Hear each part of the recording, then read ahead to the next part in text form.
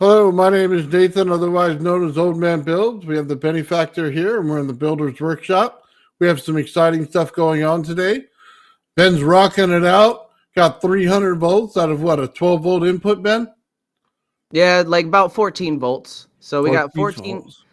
Yeah, and well, we have about 17 volts going into the stereo amp from the power supply, but we can take that down to 8, honestly, and I have, and still lit like 4 of those neon lamps with the Mark 1 coil. It's really extraordinary. I could play the clip in a minute, but I have a small presentation to go over some numbers, some new numbers, and also a small demonstration. So Absolutely. When you're ready, Ben, go for it. awesome. So let me play this little clip, the short clip that I uploaded recently, the music-free one. Let's see.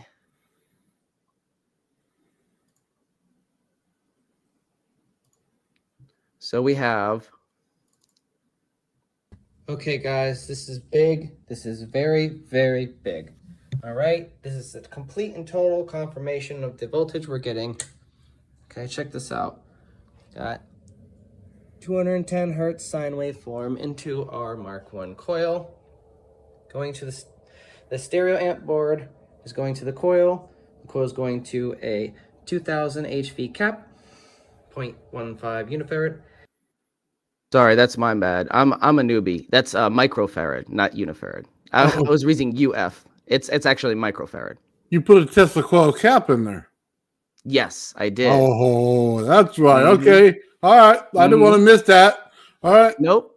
And I also have some interesting updates on the theory behind it as well that I think you're going to be really proud of the theories that I've developed for this setup and how it's working.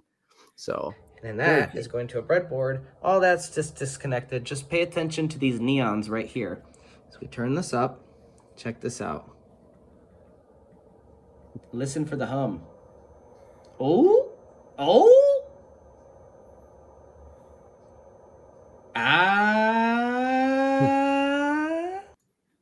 So we have approximately 330 volts coming out of the coil with only about 14 or 15 volts going in. And we're going to demonstrate that tonight, and I'll show you the new numbers in a second once I load the documents. And you pulled that on your meter as well, right? Yes. So this actually aligns with what we were seeing on our oscilloscope, which, as you know, oscilloscopes are more accurate in picking up that kind of data. So, I was getting inconsistent numbers with a couple of my multimeters. We'll get into that in a minute. But however, since I adjusted, we are seeing confirmation of the voltage numbers I am getting currently with the oscilloscope numbers, and that all aligns with this, these neons lighting. So everything's starting to fall into place here, and getting an idea of what's going on with the energy and how much usable energy we do have to work with, and how to maximize the efficiency of the system, which is the most important part. Because as I'll get into in a minute, spoiler alert, we're not just resonating the coil with the inductor with the capacitor. We're resonating all three: the load, the capacitor, and the inductor. So this is, a different take on an RC or LC circuit. So let me load my presentation, and I'll go over the new numbers and data. Nice.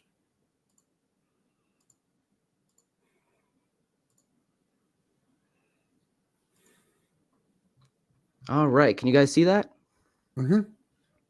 Okay, so previously we were working with the ABHA excitation circuit, Michael's modified Joule Thief. And specifically, we were working with this because it was showing promise in getting that high voltage output. But as it turns out, we can't really trust any of the numbers specifically for the current. As you'll find out in a minute, our multimeter is kind of unreliable. So we were using the Kaiweets.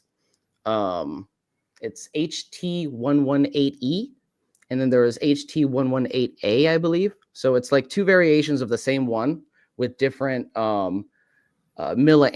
There's two fuses. There's a big fuse and a small fuse. So the small milliamp fuse is different on these, but they're essentially the same multimeter.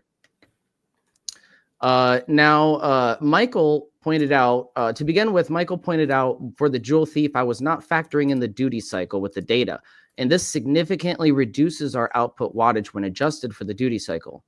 And this makes sense why we weren't really translating that into usable energy. And we were getting the 10 times voltage amplification on the output compared to the input. But we weren't seeing that translated in anything usable except for, a neon lamp lighting up.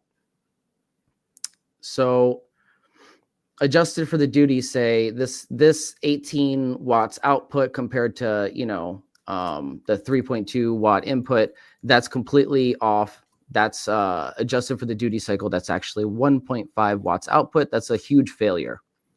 Now, so since Michael brought it to my attention that I was measuring my current wrong, I decided to go back to the stereo amp board method, specifically because I wanted to go back to what Daniel Nunes was doing himself. He claimed to only get, extra energy gains with the stereo amp method. So we're going back to the basics here. And specifically, I was messing around with the capacitor. Now, as you'll see here, he recommends optional, a 0.15 microfarad capacitor in parallel with the load. And this I think is actually key if you want this thing to work properly. As I've kind of seen with my system, it really didn't get any interesting effects while I was sweeping the frequencies until I attached that capacitor and specifically had the neon lamps, like a high voltage load attached as well. So that's important as well. I did not have the neons attached, so there was no way of confirming any kind of extra gains coming out. So moving back to what Daniel said, he said he only got extra gains with the true AC sine wave. Now, this makes sense from a torsion theory. By effectively adding energy in both directions of the coil, you're creating two counter-rotating fields that create a 0 point on the coil's equatorial plane or neutral plane between the two electromagnetic fields. We know the two fields of study that have shown promise in OU are torsion physics and plasma physics. So what does this have to do with our waveform? By limiting the waveform to one direction in the coil, we can get interesting effects, but not OU, in my opinion, or from what I've observed at least. By introducing a pulse wave in both directions, simply does not produce the necessary requirements, specifically because it seems like the true AC sine wave has it carries the energy better with the duty cycle being at 50-50. And I don't know why this is, but that's just what I've observed. Okay, so let's move on to the actual numbers that we're getting now. Now that we have our multimeter hooked up correctly to measure the current, as well as using, I switched to a couple of multimeters I got from school. They're smaller, but they are very reliable. The one is picking up the voltage accurately, and the one that seems to be picking up the current pretty good. Although these need to be verified as well. So keep that in mind. We still need to verify these numbers. And specifically, I'm going to do that with an oscilloscope by measuring the current with an oscilloscope current probe in the future. But suffice it to say, all the data that we used above for the Jewel Thief has to be essentially thrown out or set aside due to the fact that more testing with different multimeters yielded different results, which were mixed. Now, we did not get any kind of consistency with our fancy twin meters, the Kaiweets here. I got these specifically because I thought they were going to be good for high frequency measurements. It turns out they're not really good at picking up the current. They get all wonky at high frequencies. So it wasn't until I switched back to my smaller meters that I got from school that we had something consistent.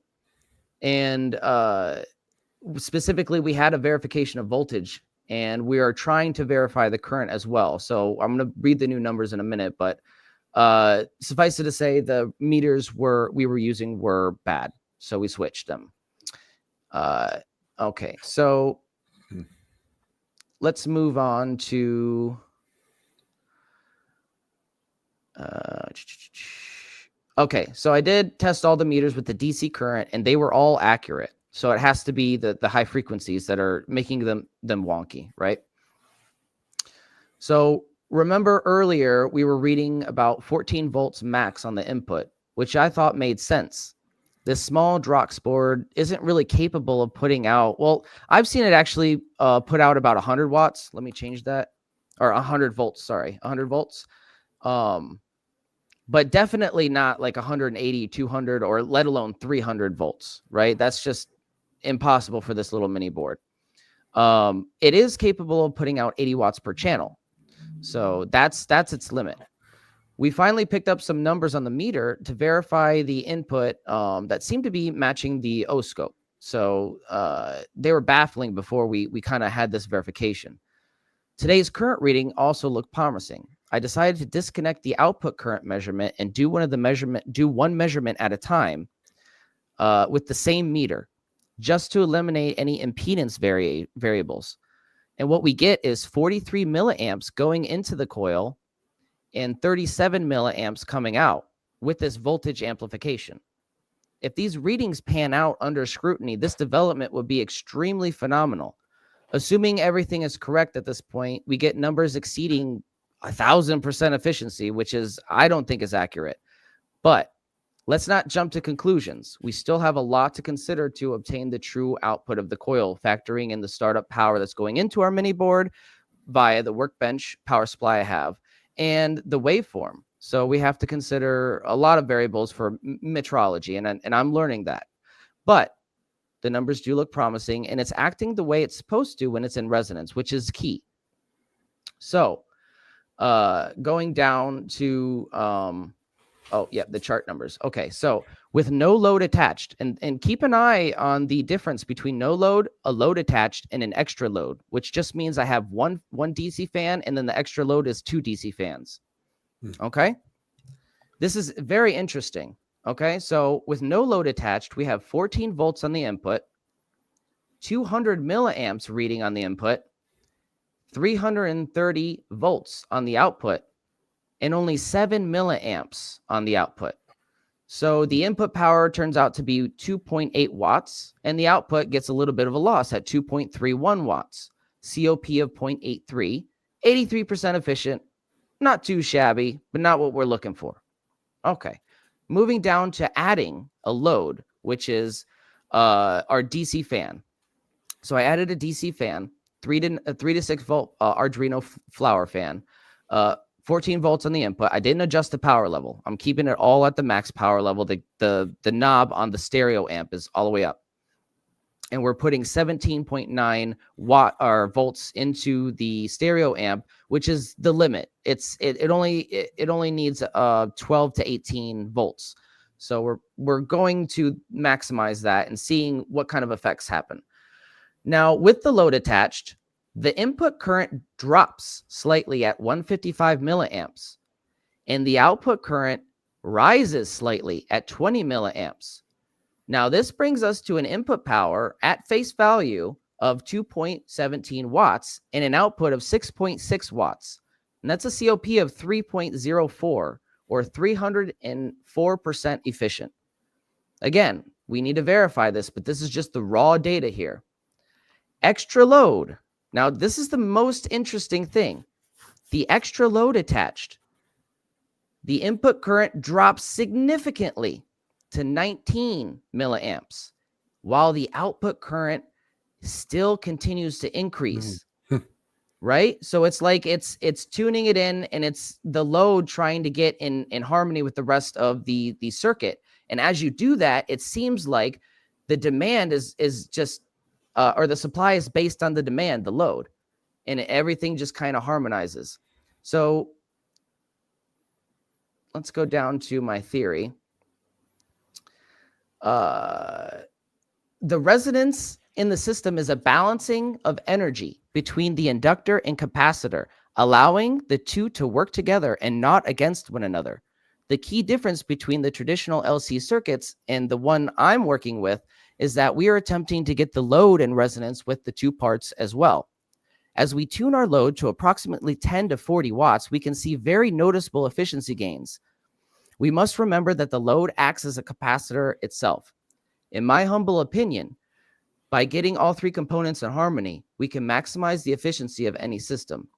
And it kind of makes sense because at this level, I kind of reworked my theory. We're not violating Ohm's law. We're satisfying Ohm's law to 100% efficiency. What we're violating here is Lenz's law. And specifically, we're violating it because we're having the energy created by the back EMF created by the collapsing field. We're having that in resonance with the hot energy. And by doing that, it's in harmony. It's riding it like a wave, like a surfer would, instead of working against it. And this is just my theory. This is what I think is going on with the coil. I could be wrong, but I will show you how to tune the coil tonight. I am going to actually hand it back to Nathan as we get set up for our mini lab demonstration. Yeah, that capacitor, the high frequency capacitor makes a big difference, Ben. It does. It does. And also adding any capacitance after the fact as well. Like if you add a rectifier, you know, I had a rectifier hooked up to the DC fan with a couple of caps. So it, you know, the first time I tried it, I popped the cap at 50 volts and I'm like, well, there's got to be way more than 50 volts or at least 50 volts going into this cap. So it's all about getting the whole system in tune, right? You want to pick your load and what you're powering the system for just as carefully as the components in the system itself, if that makes any sense. That's what I'm learning, at least. So when I use my Tesla coil, it's not much different than the stereo amp. So I'm still putting the sine wave in, and I'm just putting in a bit higher voltage in the beginning, but the whole amplification is still there the same. It just comes in at a higher value when it starts. But the resonance is the same. The channel A and B is the same. Being able to pull a second load on the second channel is absolutely amazing. I do that in mine as well. So, yeah, it's a total different story. Now that I see how it works, it matches up with yours just fine. So, yeah, the pieces are falling into place. And with, you know, Gerald's theory incorporated, I think we're starting to build a picture of how this energy is going to be able to be utilized very, very effectively, you know? What I like is the amount of the load that you're putting on there is pulling it to the system. It's like an attraction, isn't it? Yeah, it's really cool. But that's exactly what we want to see. That's exactly how it's supposed to work. So we know, yeah, we need to verify the current. You know, we need to do more tests with an oscilloscope for sure, just to verify that. But at face value, it's doing what it's supposed to be doing, and that's what I'm satisfied with at the moment. Yeah, you need a high voltage probe. So I have the same problem. It's right now. It pins my my oscilloscope at 190 volts. It won't let it go any higher. And then I try to put my meter on it, and it's too high for my meter to read. So I have to do the same thing, get a high voltage probe or something like that. I think Shawn said 10K resistors, putting a bunch of them together and then epoxying them turned out really well, made his own high voltage probe out of that. So maybe just buy one. You know what I mean? Right. Hey, what's up, Gerald? What's up, Gerald? The sky's up. How's it going, guys? Hey, how's it going, Gerald? Yeah, I'm alive. I'm still coughing here and there, so kind of hear my voice. It's been a week. Man, I've sucked on so many lemons. I don't even want to tell you what's going on. You know what I'm saying? Anyway, good job, Ben. That's awesome. I've been watching in the background there. Thank you. Yeah, we're getting some good results here. I'm really proud. I'm really excited. I'm really proud of myself. I love the video. Oh, that was just great, man. Yeah. Right? Yeah. That's got to be on one of our spoof videos. Yeah, or a highlight reel of because I was thinking about making a highlight reel for the year, you know?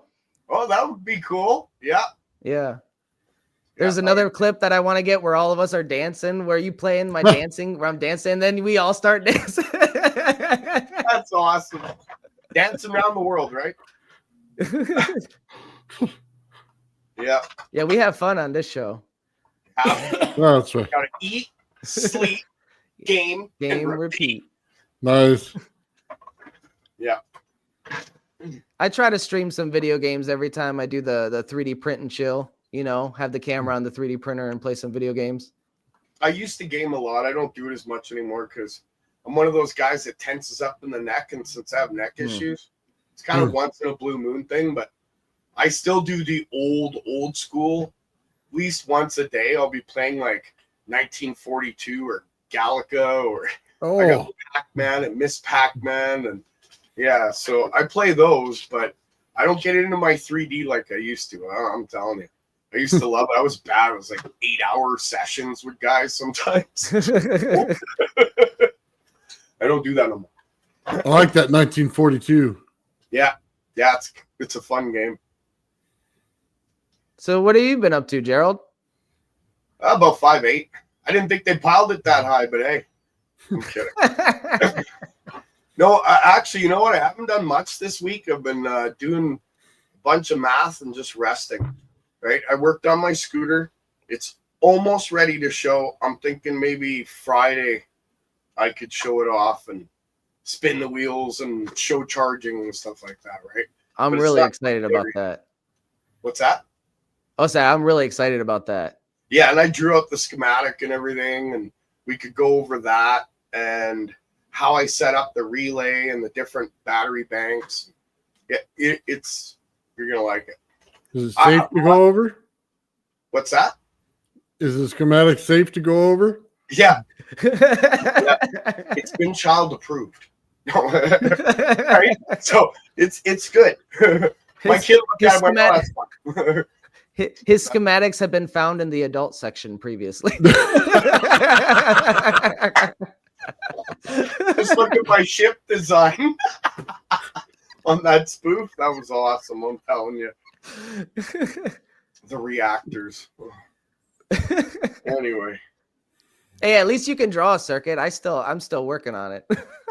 Yeah, just not freehand and out of brain, right? I got to be looking at my book, otherwise something might come up you don't want to see, or you want to see. I don't know.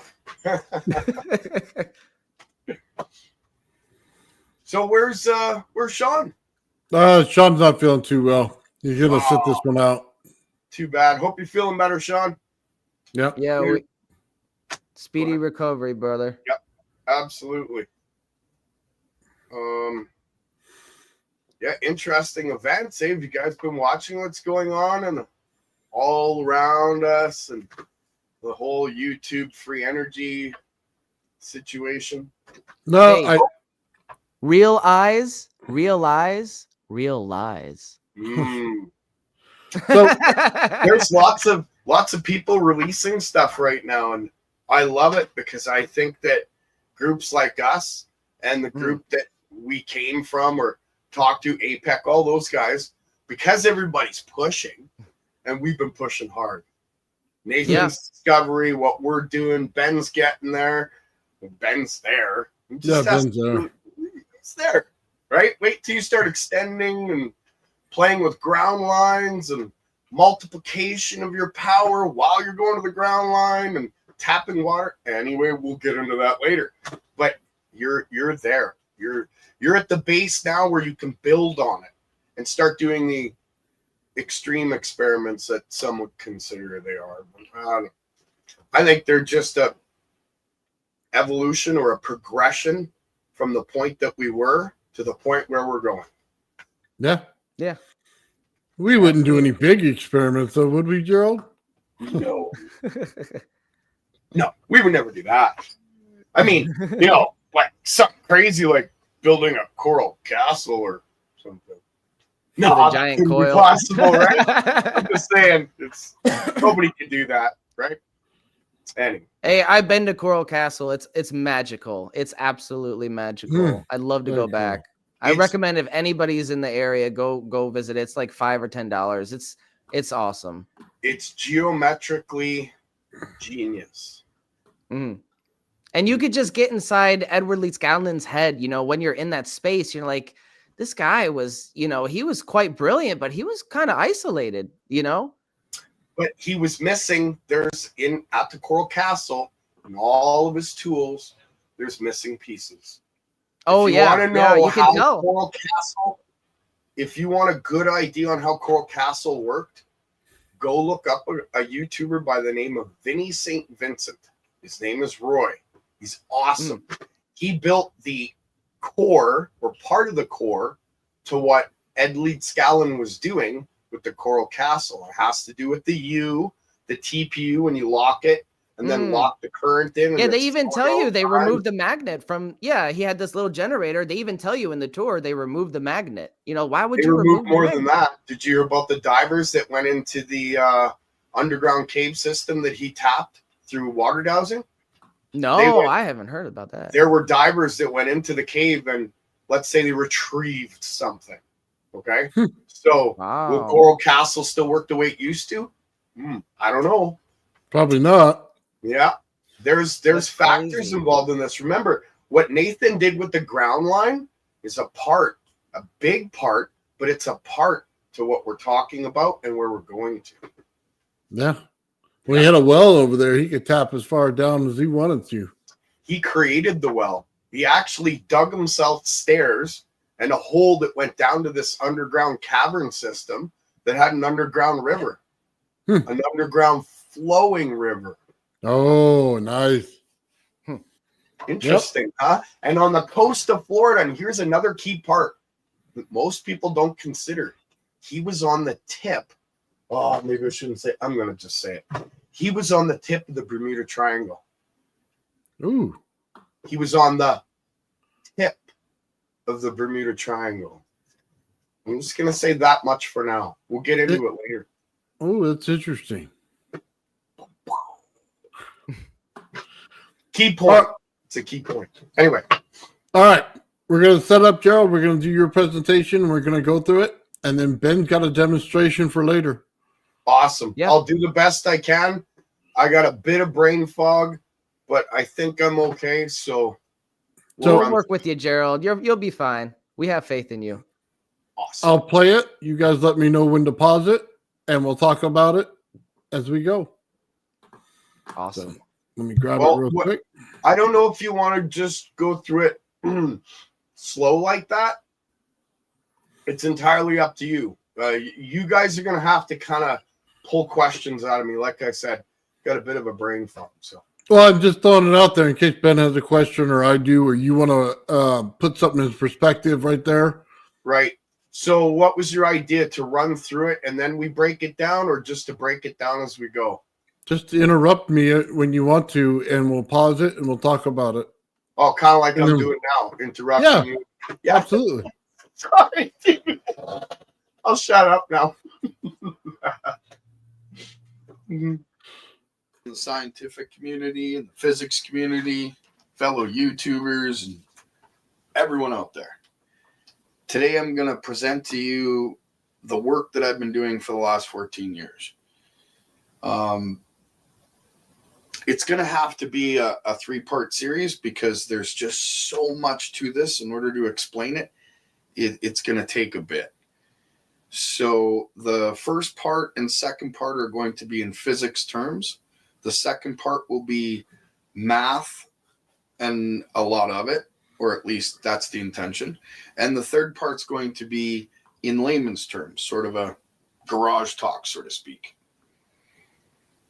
I got to thank you all for spending the time to listen to me, and I appreciate your attention.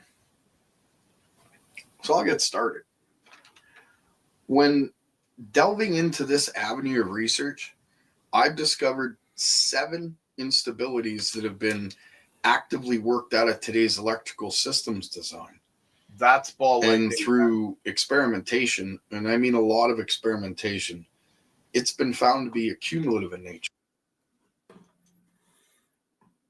The ball lightning, right, Joe? Yeah, that's ball lightning. It's not the whole glass turning purple or the shade. It's actually a ball that floats in between the 2 neon bars inside that glass tube.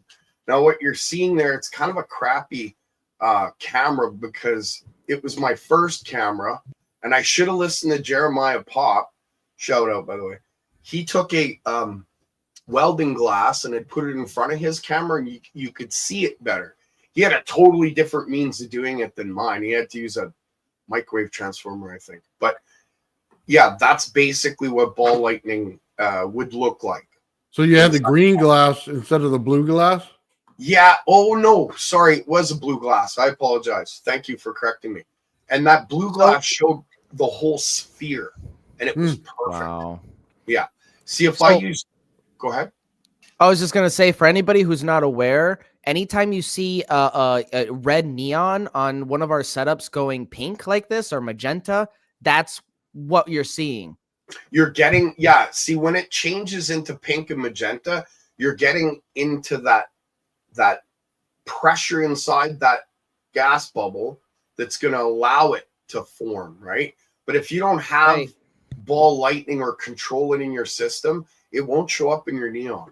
You may get the shades because you're at a higher voltage and a higher pressure, but the ball that forms inside that tube comes from a different place in the system and flows through the system and collects there because gas, well, See, that makes sense. Least resistance, right? That makes sense because I'm in resonance with our stereo amp and I don't see it. You know, it's how I think you can get there. I just don't think you're there yet. Yeah. So I'm seeing the evidence that it's possible, I think. And what I see differently between my system and yours is bright pink and it stays bright pink. You know, it's like, bam. And mine's just kind of like flickers on a little bit. In the near future, I'm going to show a video that I've been keeping close to the chest for a while.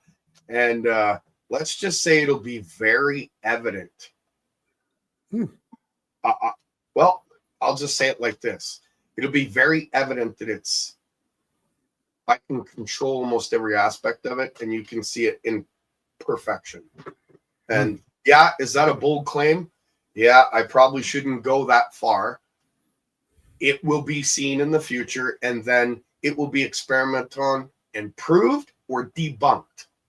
That's kind of where my head's at. So go ahead. I'm at the point where I'm just binging all of your content, Gerald. You know, constantly. I love your videos. I love what you've been doing. Well, I made them short just for a purpose, right? Because people don't want to get into like hour-long videos on watching one experiment. I wanted to make a whole series of little experiments, and then at the end, put it all together in one big hour-long video, and explain through the theory exactly what I'm talking about, which is kind of going to be part 3, right? But right now, we're just breaking down part 1. All right, let's get going. Okay. Yeah. Take into consideration the flow patterns of sacred geometry and the flow of energy in and around a wire when putting to task the engineering of an electrical charge system in this manner. When doing so, certain conditions, effects, and instabilities begin to occur. Pause for a sec. These instabilities, they're in an electrical engineer's. Okay, so in that last picture there, how that line went around the wire and it showed just the quarter and the second quarter, or partial of the second quarter. Yeah, maybe go back a little there. This one or this one? Yeah. Start from there. Yeah, where it drew the line and then it showed the point and then it came over and it locked. And around a wire when putting to task the engineering of an electrical charge system in this manner. And when doing so, certain conditions, effects, and instabilities begin to occur. This part that you're seeing is very significant in the way that I lined up the wires and how the angular momentum is created in the system. Because that is the part that each copper line touches as they're intercrossing. Okay? So keep that in mind. Oh, very cool. These instabilities, they're in an electrical engineer's toolbox, but they're discarded. They're grounded out or even frowned upon. All that being said, for the moment, let's consider the model of charged particles. Every single electron emanates its own electric field, and all other electrons are acted upon by the electric field that are in near proximity. resulting in a kinetic motion or a vibration in forward movement. As Richard Feynman called it, the Zitterbuergung phenomenon. And as the motion of one electron adds to the next, an inertial action is produced, resulting in a wave-like development, similar to the wake field of energy and reverberation. If we now apply that same line of thought in the design of geometrical wave patterns created by sacred geometry in motion, a picture begins to form. This picture, it's a rectifying a disorganized movement, taking random motions and changing them into directed coherent motion of macroscopic material, or perhaps metamaterial. Maybe even what some have termed a coupling device with the energy that permeates our environment. These instabilities or multiplied effects, they produce a form of constructive interference. Okay, let's stop right there for a second. So I've looked at those shapes, and depending on which shape you look at and which angle you look at, it changes the actual pattern of it. You're on mute. You're right. But if you have a system that has multiple constructive interference patterns within it, you'll still produce this main interference pattern on the outside because of the way that they interact. You're not in this system because of the way that it's woven, because it's 180 degree out of phase. The fields cancel out each other longitudinally to a point, and they come out like a flat plate, and they're polarized. So the only part that comes out of the outside of the coil is this interference pattern that you're seeing when I pulse it in a certain wiring configuration, because there's 5. Okay, so this is like the main constructive interference pattern that comes out that I collect on my pickup coils that allows me to control temperature around the system itself. Does that make sense? Yeah, it makes perfect sense, actually. Okay. Was there any other question about this part? No, I was picking up the same thing in mine. I was just wanting to confirm it, but yeah, you got it. Okay, so now there's 2 waves in here creating a third wave, and you can see it up the center of that constructive wave pattern. The first wave would be your voltage, and your other wave would be your magnetic current or your backflow, your back electromotive force, your there's another term for it, brain fog, sorry.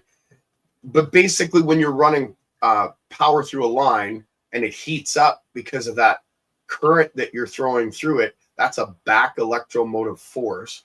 And because of the way that the coils are wrapped, it collects that and sends it out in a pattern because the fields that are created in each of that winding configuration make that pattern and split the current and the voltage and create that third pattern out the center. And that's how I collect on those pickup coils. There's 12 separate points on the outside. And when that pattern, the third pattern comes out, it actually comes out as a sphere, a microsphere. Okay. Bob Grinder just came out with a paper. He said he wrote it in a half hour on the train. It complements this work 100%. Very cool. All right. As a result to these 7 different processes that are involved, such as the skin effect, which produces the proximity effect, building a parasitic capacitance between the wires, creating a dichotron instability that coupled with the 180-degree out of phase geometry, creates kinetic inductance, which results in a frowned upon issue being the Miller effect. So I'll attempt to unpack this a little for everybody.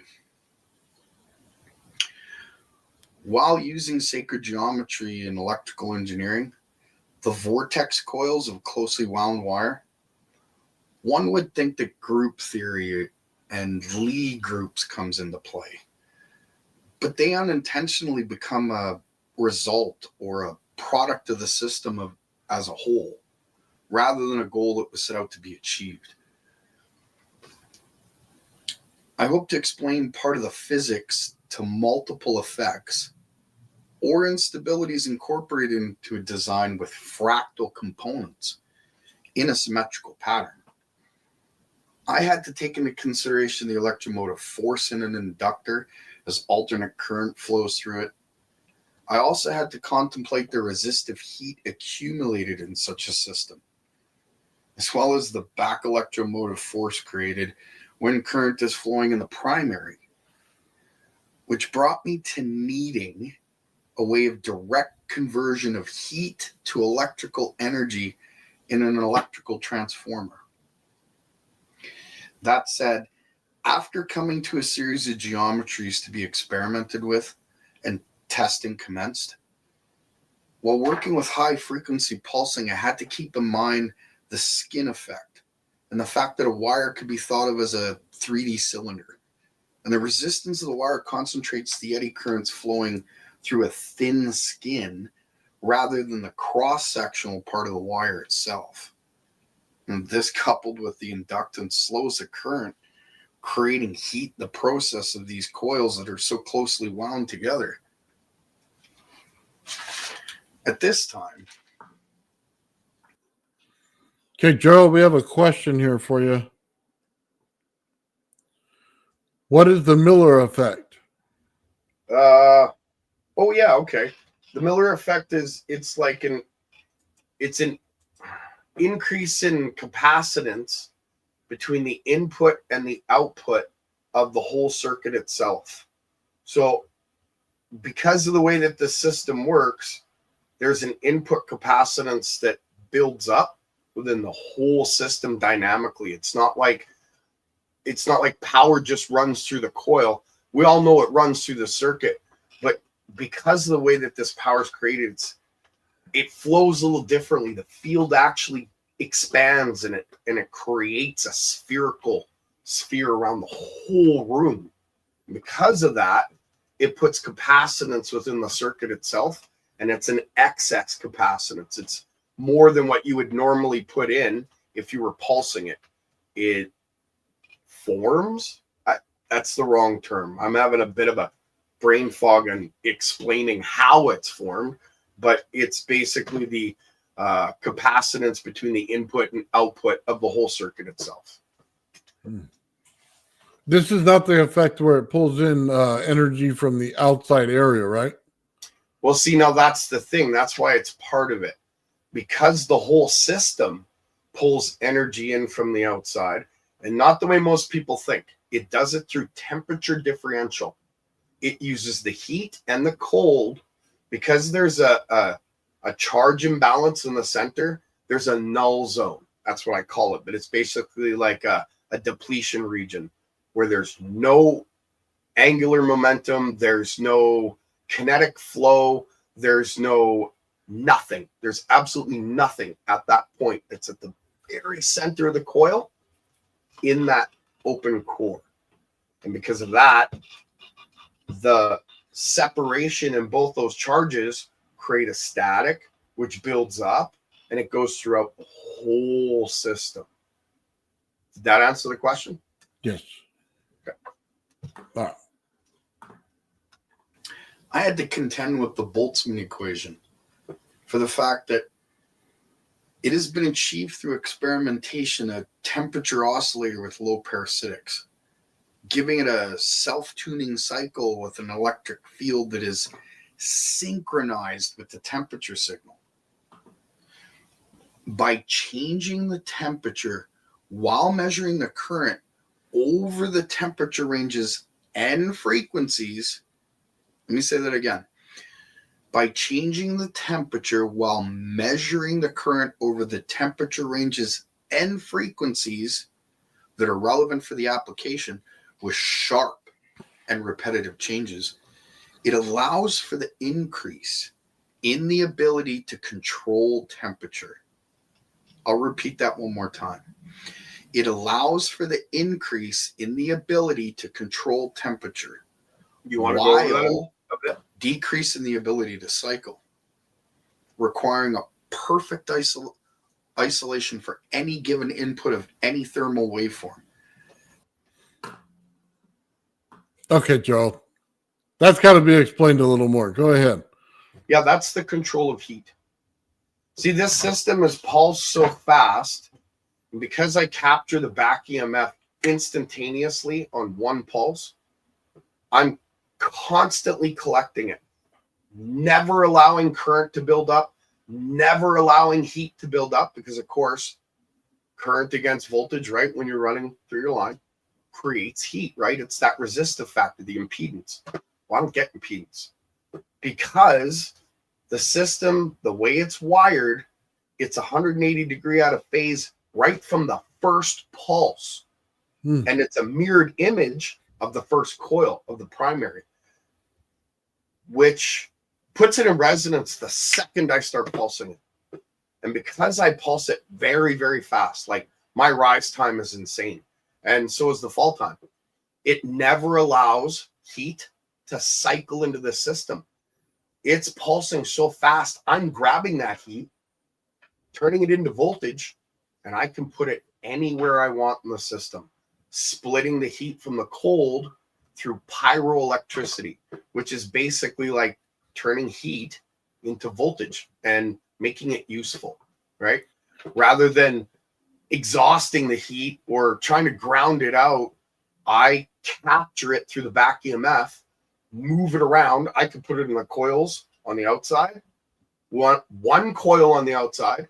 I could put it in the 3 coils in the middle, or I can put it in my circuit, or I could dump it into the ground because of the way that the system oscillates, and it oscillates very, very fast. Heat can't even build up. The cycle is stopped before it finishes. That's why entropy in that system can't continue either, because entropy is directly connected to heat, connected to your back EMF, all that. So does that answer your question? Yeah. So do you set your load based on that in order to pull it out faster, or is it set by the transistor itself? Or is it set by the coil? It depends on what I'm trying to do at the time or what I'm using the system for. So I could use the load to tune the system and put my heat in the load, or I can use the load to pull the cold energy into the system and move the heat to the outer coils, pulling the excess into energy itself and use it somewhere else while running the load. So the load is kind of like turning up the power supply, and the heat's coming into the system. I'm taking the heat, putting it where I want, changing it into voltage, and dumping it somewhere else. Basically building a big pot of energy, taking a cup out, and that's it. And continuing to take that cup out all day long, never worrying about that big pot that's full, because I'm filling it up little bits by little bits all day long. So you're setting your frequency generator based on your load that goes into the resistance of the coil. And as soon as you put all 3 of those factors in place, you can get this thing running smooth. Yep. And there's fine tuning factors as well. That's why I said I can tune it to the load. I could tune it to the heat. I could tune it to, depending on what I want to do with the system itself. In other words, what's that? Oh, sorry. Is your pickup coils putting any kind of frequency back EMF into your coils themselves as they resonate? It can, yep. Absolutely. But it doesn't always. Normally, I have the system set up so that the coils are pickups, and I distribute the heat to them, turn it into voltage, and I'll dump it into batteries. I could charge 12 batteries all at once from one input. Nice. I'm just getting there. I know, and you're getting there a different way, which is freaking incredible, man. I'm telling you, that's because everybody can build a Tesla coil, and no offense to everybody out there, not everybody can build this system. Although we are going to get it into your hands, we're going to get it into physicists' hands, we're going to get it out there, and people are going to build it, replicate it, and then they won't be able to deny it, or maybe they'll debunk me. We'll see, right? Hey, yeah, we put you up to the challenge. Debunk us, you know? I like build it yourself. Yeah, exactly. I like it when you try and debunk me. I love it. Well, man. hold on. You have to offer one caveat to that. You have to let you come in there and tune it and show them how it runs, and not them just picking things out of the air. Absolutely. So, you build it, I'll help you tune it, and then you can take it from there and start playing. Well, Gerald, not only that, if you build it, they will come.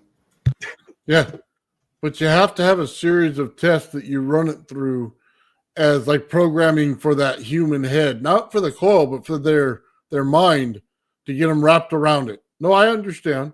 But that's the manual. There's specific experiments in here that can prove the ether, excess energy, what I call the cup, which is current unifying potentials, because there's multiple potentials in the system that make it work. There's not one, there's not 2 or 3 or 4, there's 7 minimum in order to make it's a dynamic system. You can't have one without the other. That's why in this theory, there's so many different things that occur. The Ehrenhoff-Bohm effect, surface wave tension. There's so much that's going on. And it depends on how you're pulsing it, where you're pulsing it, and what you're trying to do with the system itself. Very cool. Here's a manual.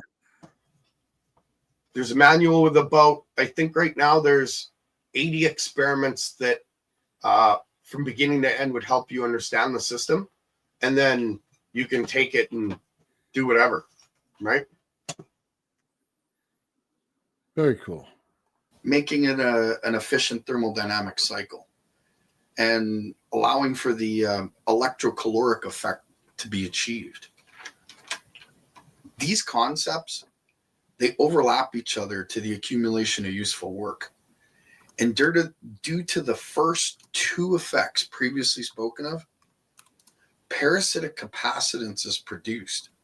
And this unwanted capacitance that exists between the parts of an electrical component or circuit, due to the close proximity to each other, it becomes useful in kinetic inductance.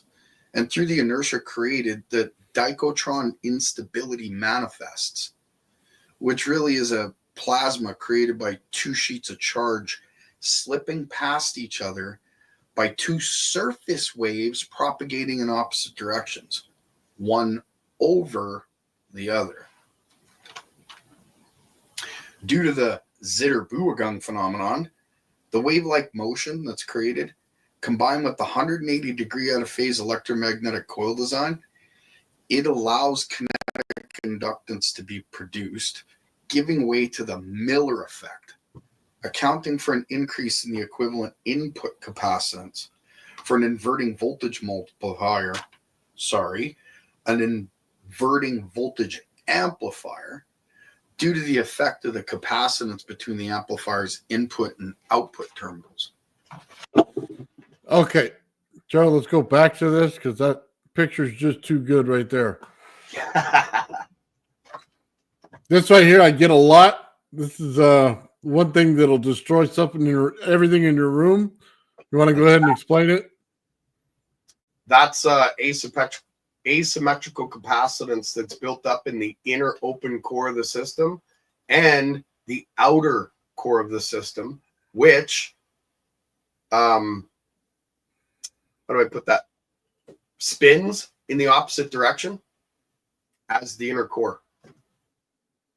So because of the way that the system is built, the fields that are created in the inner open core create a sphere. But it's not just like a sphere and it sits there. It's a pulsing sphere. So as it pulses, it builds capacitance in the area that it's sitting in. And it literally attaches to the environment that it's in. And then as the outer core of the coil itself starts to feel the inner core's capacitance, a spin is created. And then the whole room starts to build up. I've had my ears pop. If anyone's ever done mountain climbing, once you get past a certain height, you have to like blow your nose and your ears pop from the pressure. That happens when the system's on for a certain amount of time in a certain wiring configuration. It changes the atmospheric pressure due to asymmetrical capacitance. Very cool. So another part of that would be asymmetrical capacitance in this way is well, I'll say this. This system is the complete control of ball lightning. So you not only have the ball lightning, you have the system to control it. You built every single thing that people just talk about. You already have it. Yeah. Like I said, when this started, this journey for me, I wasn't looking for a theory to find something, and I wasn't trying to find something. I was trying to understand that which I rediscovered, that which was given to me. So it took me a while to figure out the proper language, because I won't lie to anyone. I got to the end of grade 11 and I got booted. And then my school records got wiped out. And I mean wiped out. There's nothing. So I'm a dummy according to papers, right? But at the same time, because I have this system and I've been mapping it for like 14 years, and I mean mapping it, I've done every test you could possibly imagine. And so I am where I am. Bob Grenier out of the Martin Fleischman Memorial Project the other day wrote a paper on the train, took him a half hour. I wrote this 2 months ago, tweaked it a couple weeks ago to add in certain temperature differential equations and things that were in the presentation. But yeah, it's Bob Grenier's work is just complementing what I have.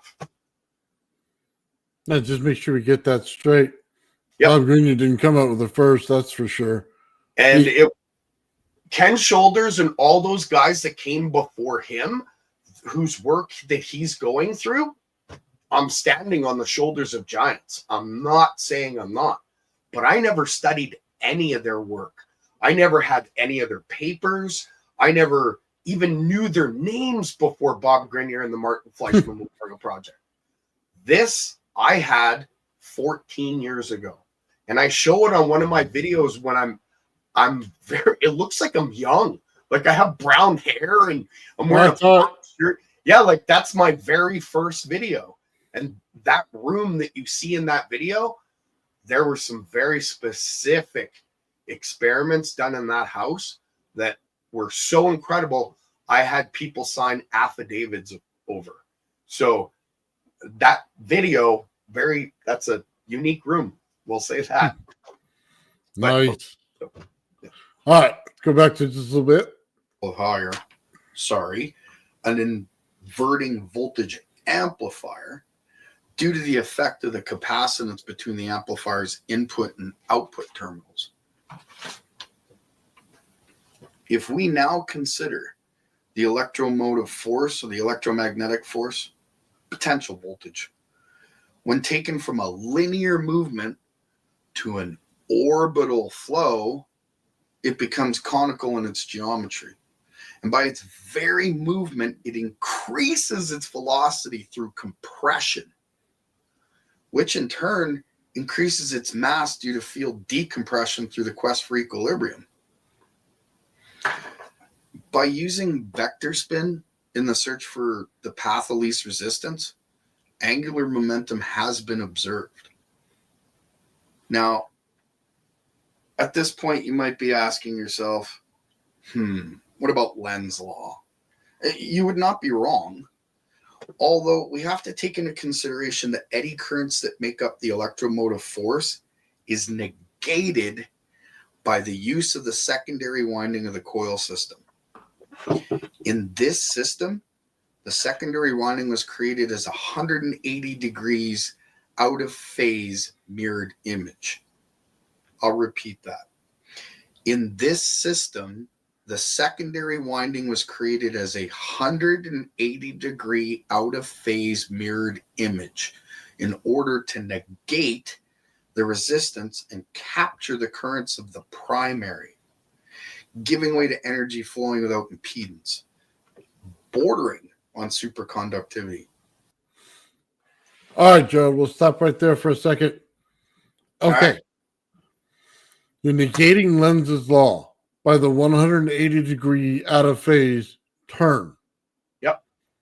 Okay. Now we saw Mike defeat Lenz's law through cold energy. So can you explain the difference in the two? To explain, I'm not going to go into too much of Mike's system because Mike loves explaining it. He does a good job of it. Other than he's not using current, he's using voltage and spin and creating current by capturing the voltage and spin through the voltage differences between the beginning and the ground. Does that make sense? Yes. And the way that I'm doing it is through those different instabilities that I was talking about. The skin effect, the dichotron instability, the Miller effect. There's a few of them in there, right? They all add to each other. And that's how I negate the Lenz's law, as well as the 180 degree out of phase. It's not just the 180 degree out of phase, but it's the mirrored image. And it's the way that the system is woven and overlaps, because in between the lines creates plasma. And then there's ether. And then there's plasma again. And then there's another copper line. And when they intercross, they create angular momentum, which is spin. I say spin for people's understanding. The physicists out there, they giggle when I say it. I don't care. So angular momentum is basically the spin, okay? And there's little tiny microspheres that are created in between each cross-sectional part of each line of copper in this system.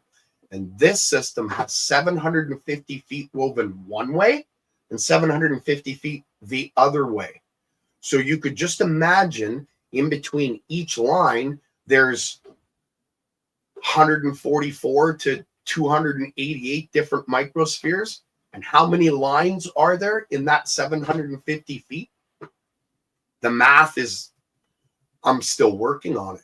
And I know I'll get it wrong, and it'll probably be worked on by those that are out there, corrected. I'm going to ask our mathematician of the group, right?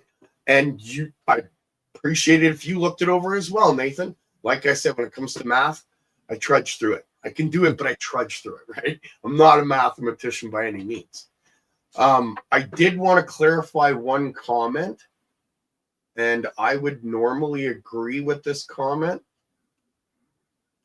but I want to clarify something.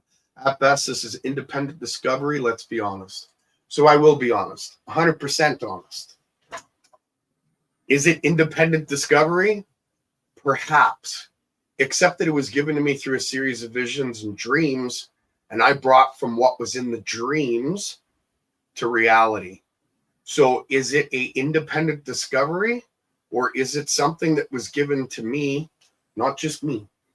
I'm no special. I'm just a guy in a basement playing with some tech. But was it given to me to give to everyone else? I don't know.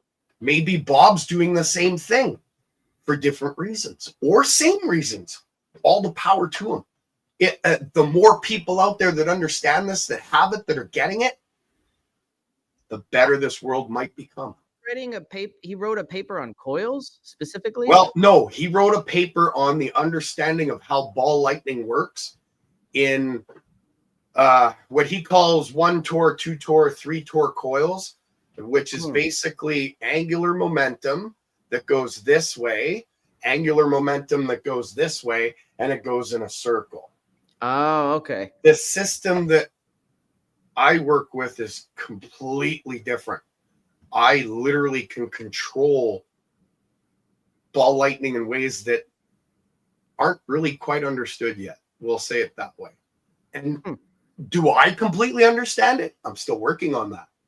But at the same time, I've got it 99% down.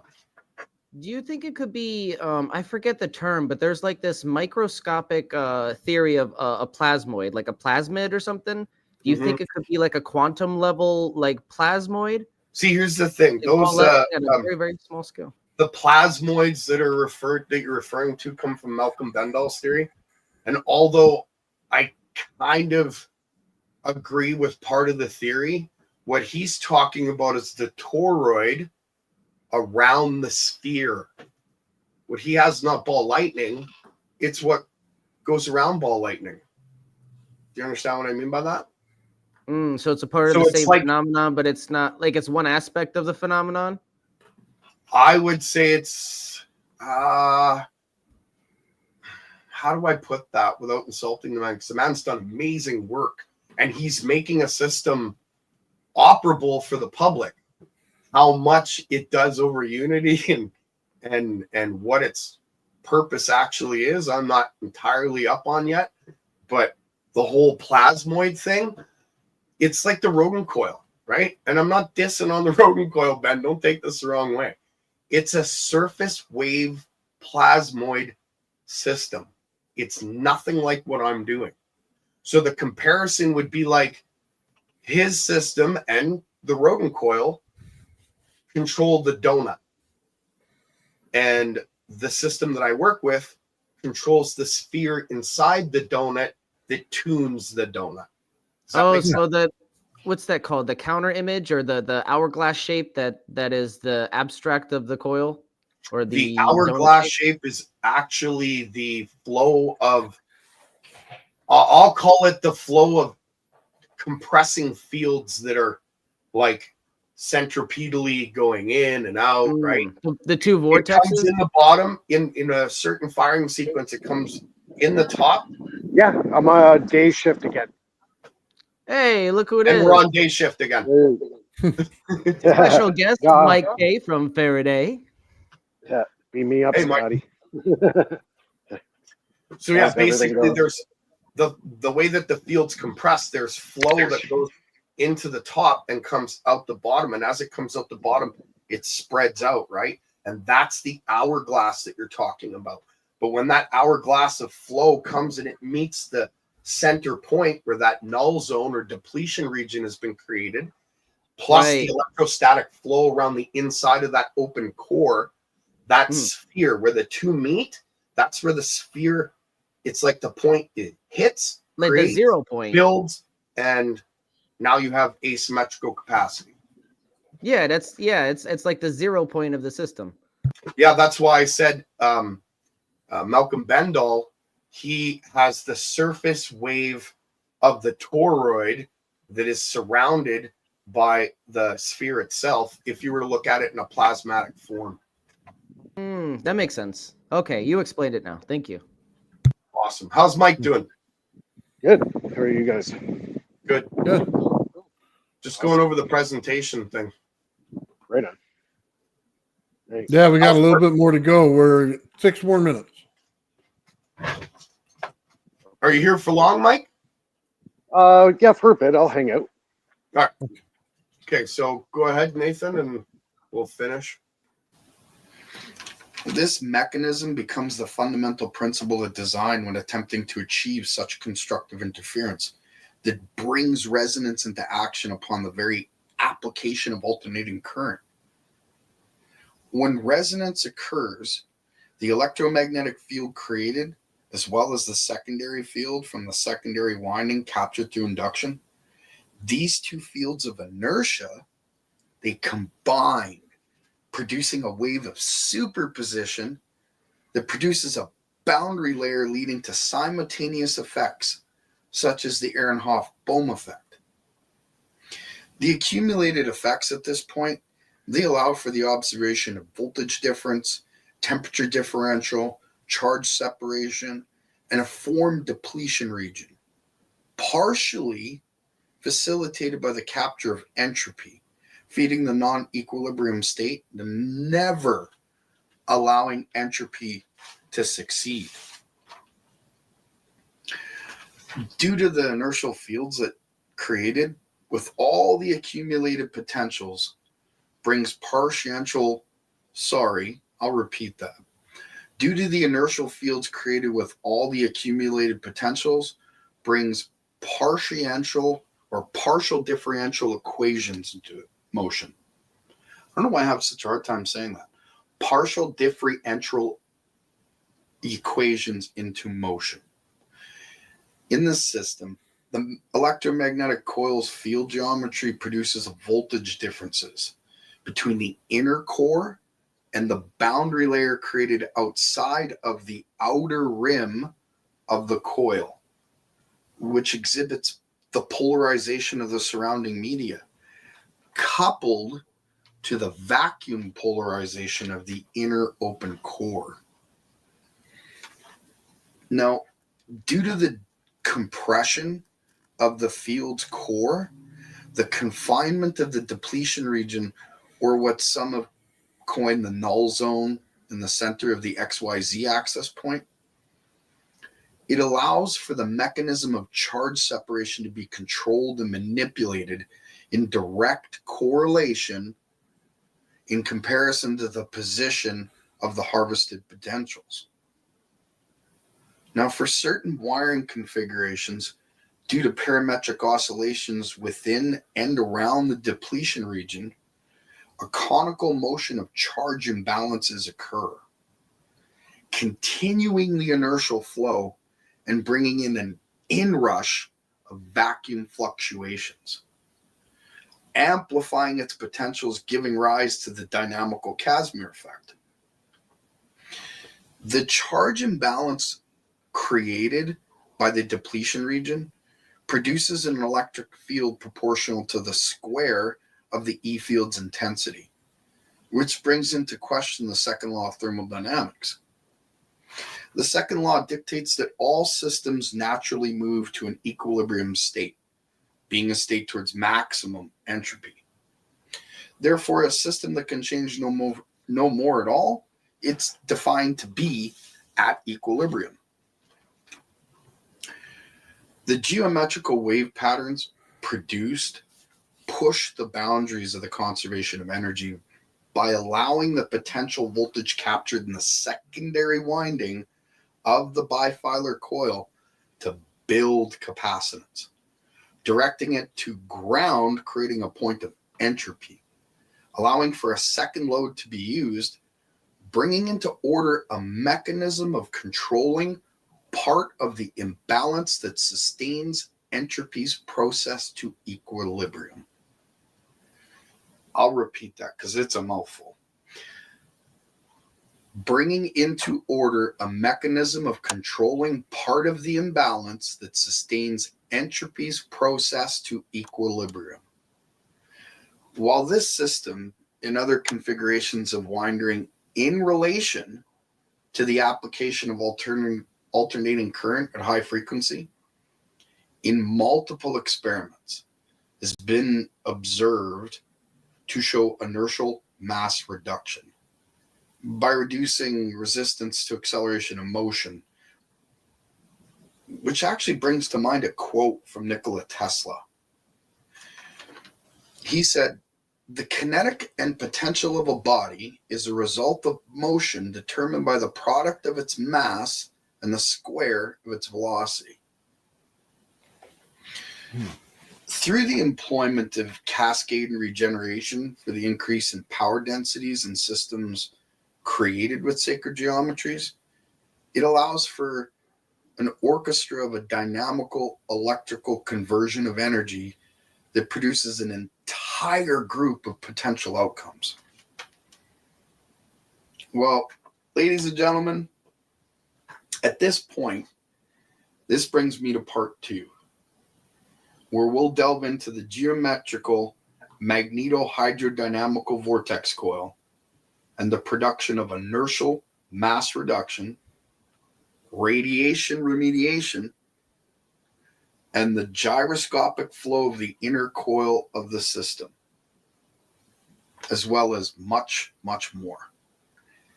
I thank you for your time and your attention. Have a great day.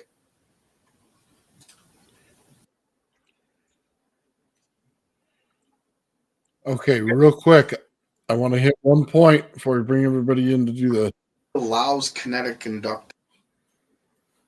that one shape right there. In this configuration, that's where you put your packets of I don't want to say this. This is where the information's stored. The packets of energy. This is coming straight from Bedini himself. This is where the information's stored. Is when you start seeing that, that's where it's stored. So it's ironic that he's dealing in cold energy and you're dealing in the same thing, back EMF, things like that. And you point out the packets. We know what that's writing. Can't say it, but we know what it's writing and we know what the packets are for. Yep. 100%. It'll go to the Rumble video I'm going to release in the next little bit. I wanted to go over this first, and then I'm going to show some other stuff that goes towards the last comment that I put before the video ended. Okay, go ahead. You want me to pull it up? Yeah, the very last. It's a page there. No, not the red one, the white one at the end. Yeah. Gyroscopic flow of the open inner core. What do you think that does? It's a part of a control mechanism to ball lightning. It also goes to inertial mass reduction.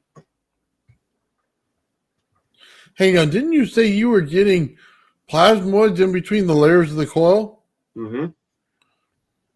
I got proof of it too. In fact, I can't use that one big coil that I show in a lot of the videos, the 750 foot one way or the other way, because I have proof inside of the acrylic that was surrounded. I had put it in acrylic. There's proof of EVOs all throughout it. So in fact, I have proof of one tunneling right through to the end. When Bob talked about constructing them and then immediately dissipating them, you've already done that. Oh yeah. Yeah. That's already shown in your coil as an example inside your coil. Yep. And I will show this in a future experiment, radiation remediation, because of the way that the system works. I was using Americium 241 out of a couple of smoke detectors, and I had my Geiger counter close to him, and I was collecting the signal, and I had the Americium in the center of the coil, pulsed at a very specific frequency, and my Geiger counter stopped picking it up. When I was done with the experiment, after a very specific time, and I shut the coil off and brought the Geiger counter close, there was no more signal. And I tested it for a week solid, no more signal. Take it for what it's worth. Take it with a grain of salt, a truck of salt, take a whole freaking stadium. Okay, Ted Shoulders wrote a paper on, transmutating radioactive material into non-radioactive isotopes. Ken Shoulders is a genius. The issue with his system, and Hutchinson. But the issue with Shoulders' system is it's uncontrollable. It's raw. Right. No, I'm just saying it's a something you could base your evidence off of. That it's building on his work pretty much. Yeah, you could say that. Or, yeah.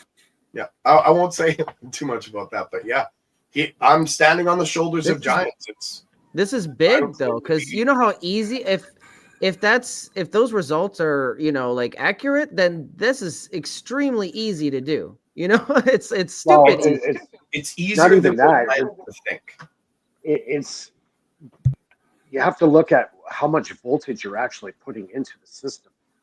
if you're putting in way less voltage into the system than Kent's shoulders was in Hutchison. So Well, yeah, they're obviously- using high voltage and thousands of volts. I'm Oh using yeah, that's right. I'm That's using right. He had 12 special volts. equipment. 12 volts to 48 max. I Wow. go over that and I have problems. I'll blow capacitors. My circuit will explode, which I have on Yeah. video too. Literally, the freaking transistor just Wow. boom. It was Pops. sounded like Wow. a shotgun. It was awesome. That's crazy. I believe it, man. I've seen some crazy stuff too with this energy, man. You don't control it right, and it's disruptive. it could go runaway on you. Mm-hmm. Good question. Did you test Geiger counter during afterwards with a known good rad source? You mean, was it what's the word I'm looking for? Well, you were using the Aramicium, right? Yeah, Mericium 241. Yeah. Yeah, Was it- so, Oh, there's a word. I can't think of it. My brain's just brain fart. Did I check it, tritium or- test it before I used it on the Mericium? Yes. And afterwards. Yes. another one you could get a hold of in small keychains is tritium as well. That's also a good Yeah, you know what? I'd love to order those little vials. yeah, you can order them. Yeah, Because those would be, in my mind, for me, conclusive. None of this is going to be conclusive till you guys get it in your hands and start doing these tests. This is yeah. just, As far as, it's a reference for the public to understand it can be done, and that when you get it in your hands, you need to do these tests to find out.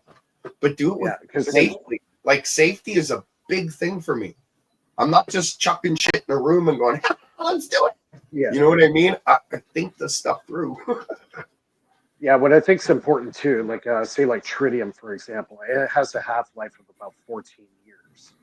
So if you're able to basically kill that field that normally under normal conditions would last 14 years, and you're killing it with your coil setup, that's pretty significant. That can pose a very helpful tool to say nuclear spills or Yeah. radiation breaches and stuff like that. Something that's useful, like it's going to do good. And it takes the heat out of the area as well, right? So it does a few things. Like, let's say a very specific place in Japan, we won't say the name. One of these could be built to a specific size, brought there, turned on, and not only will it help clean, as the system was running and the signal was canceled, I was lighting up LED banks. Okay, so I'm pulling the energy out of it and making it null and void. So I'm changing it to its daughter product until I pull more energy out, and then it goes down again. More energy, it goes down again. Wouldn't that be? Would it be fair to say you're transmutating the radiation into a cold energy, which is good? Benign. Say that again. I didn't quite hear it. Changing a radioactive isotope into a benign emission. I believe through parametric oscillations and the resonance that's created in this system, that's exactly what's happening. Through a magnetic confinement position in the center of the open core, it holds it and it pulls the energy out of it, using it as a load and changing it to its daughter product and dropping it out the bottom. The transmutation of energies. Well, you could say that, but of energies, yeah, I would say that. Like, I don't think you could do it with regular, granite or stone or anything like that. But when it comes to high energy particles like Mericium and the other things we don't want to say, I believe so. 100%. Yeah. Has to be proven again. As I said, I've said this before, but now I'm finally at the stage where a lot of people are starting to understand how all this energy is beginning to work. Nathan's done major work on the ground systems. Now the rest of it, we're going to release, get into the public, and then we're going to get these things into your hands. And you're going to test it. And then you can tell me I'm whatever, or I- you can tell me I'm right. How about another way of using your device to say as an RF blocker or a radiological Faraday cage? Mm-hmm. You know, Yeah. that people that are like, there's some people really sensitive to Wi-Fi and all these cell phone towers, and it's making them sick. Like even kids in school, the Wi-Fi systems are actually making some of these kids sick. Okay. Yeah, That's we got not- it. Yeah. Yeah. But what but- Nathan's work, what he's doing, if you're talking about an RF blocker, I understand where you're going with that. But yes, and you can do with what Nathan's doing. It goes to that ground, the ground capacitance, and how the system works, right? Nathan's creating a bubble too, but he's creating it in a slightly different way. Think about the Tesla coil as being the center point, right? That's his 0 point. And then the field gets pushed out, tap the ground, and he's making his lights light up like 25 to 50 feet away. The one thing that hasn't been shown, if it happens, if it can, right? Will it go 50 feet in diameter from that Tesla coil? So it's this energy is bigger than what people expect, right? So it can be, yeah, I think you're right, Mike. I think it could be done, but it's a principle, right? All these systems, it's a basic principle. So you're creating a force field, really, right? You could say that. I haven't gotten into that part because that's going to be in part 2, right? Yeah. But when you're creating certain fields and they get to a certain energy level, you could say you're creating a force field. Yeah. I don't know about stopping bullets, though. I mean, yeah. But a field of force that, say, stops radio signals and other signals coming in or going out. Yeah, absolutely. Before I understood how the system was like how it works, I was having problems because I was blowing Wi-Fi routers.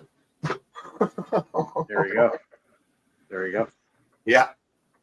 Now I understand how it works. It doesn't happen anymore. Joe, there was a question. Did you try any other type of coil? Yeah. I have right now, I'm at 183 different types of coils.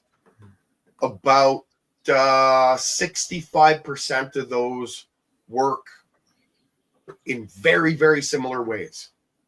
But 65% of those 183 all work. So, yeah. I have another question for you. Mm-hmm. If, and it's just if, you got a chance to talk to Bob Greenyer, would you do it? Absolutely. I got no issues with Bob. Bob's great, man. He's smart. But at the same time, he's doing slightly different work than I'm doing. He's talking about the ball lightning and the transmutation of the metals that ball lightning hits. But the ball lightning that he studies is raw. It's not. Is it controllable? Perhaps, but the way that they're controlling it seems very chaotic in my mind. Maybe I'm wrong. If he corrects me, I'll definitely admit that. I'm not dissing on the guy, right? I'm just saying his work's different than mine. That's all. Okay. Just be an interesting conversation based on what's going on. Me and him have been on lives before. We've actually talked, but we were on with Bernie and Jeremy and a few others, and the conversation just gets crazy, right? So we couldn't really discuss what it was that I'm doing, what I have, the proof, all that. Like if I cut my coil in half and sent it to Bob Grenier, he would show exactly what's going on inside of it and go, yeah, okay. There's still one operating. Because there's ones in there that are still moving. Yeah. He stated it in his paper. They don't stop. They're alive. Well, yeah.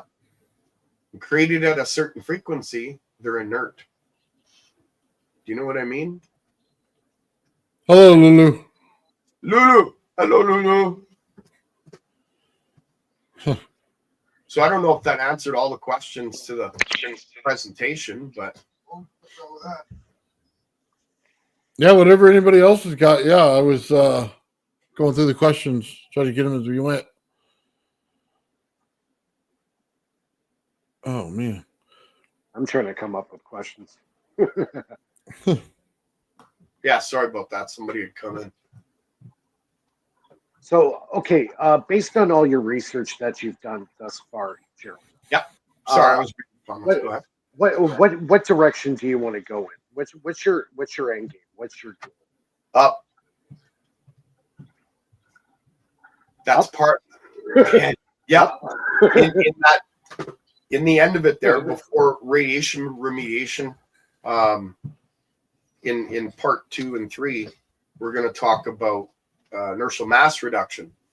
But how much inertial mass reduction?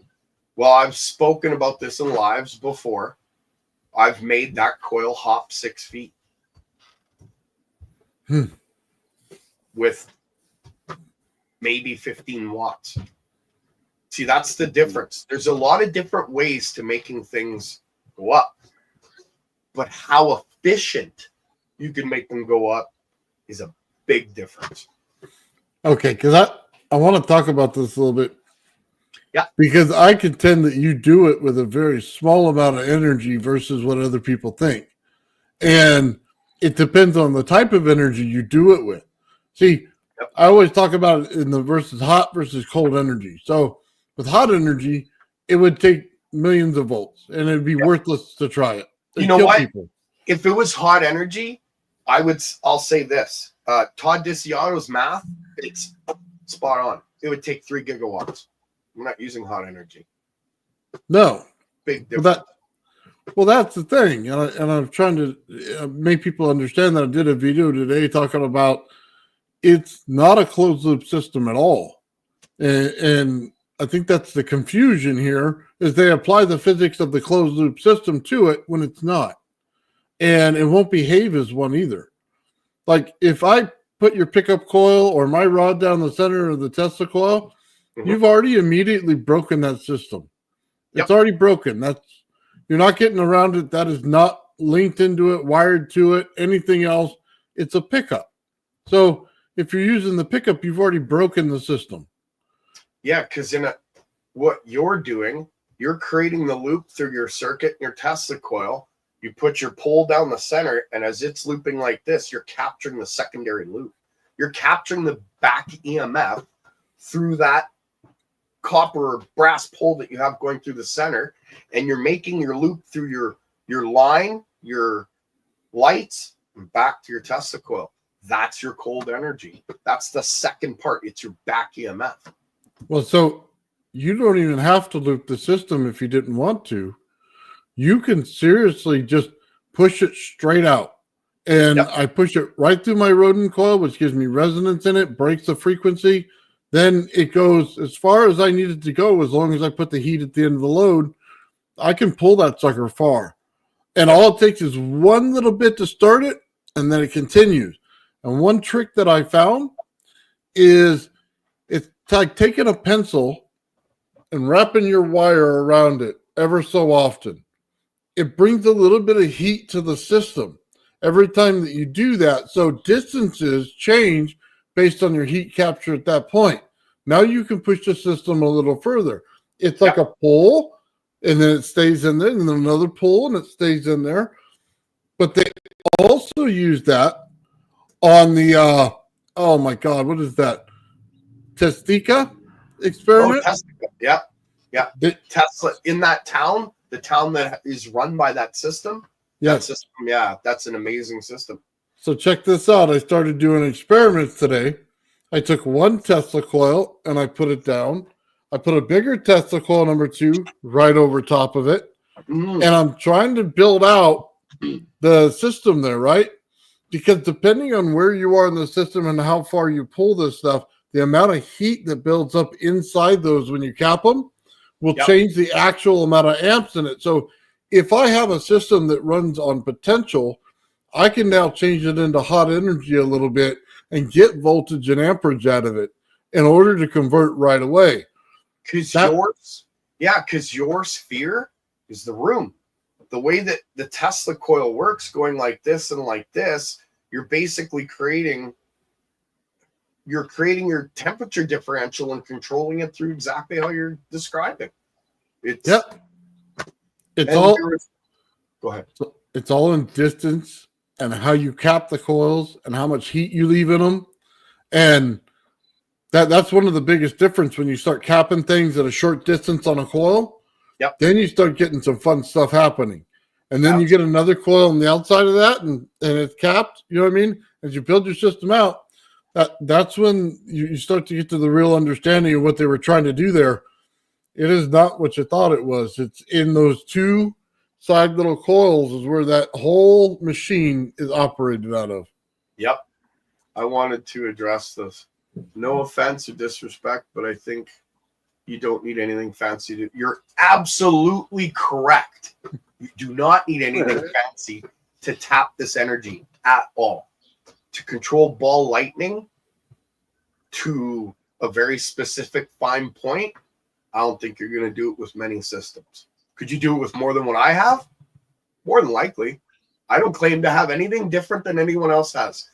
Nothing new under the sun. This stuff was done thousands of years ago. Just bringing out what I know. That's it. So no offense taken, man. None at all. So yeah, Okay. Go Go ahead. ahead.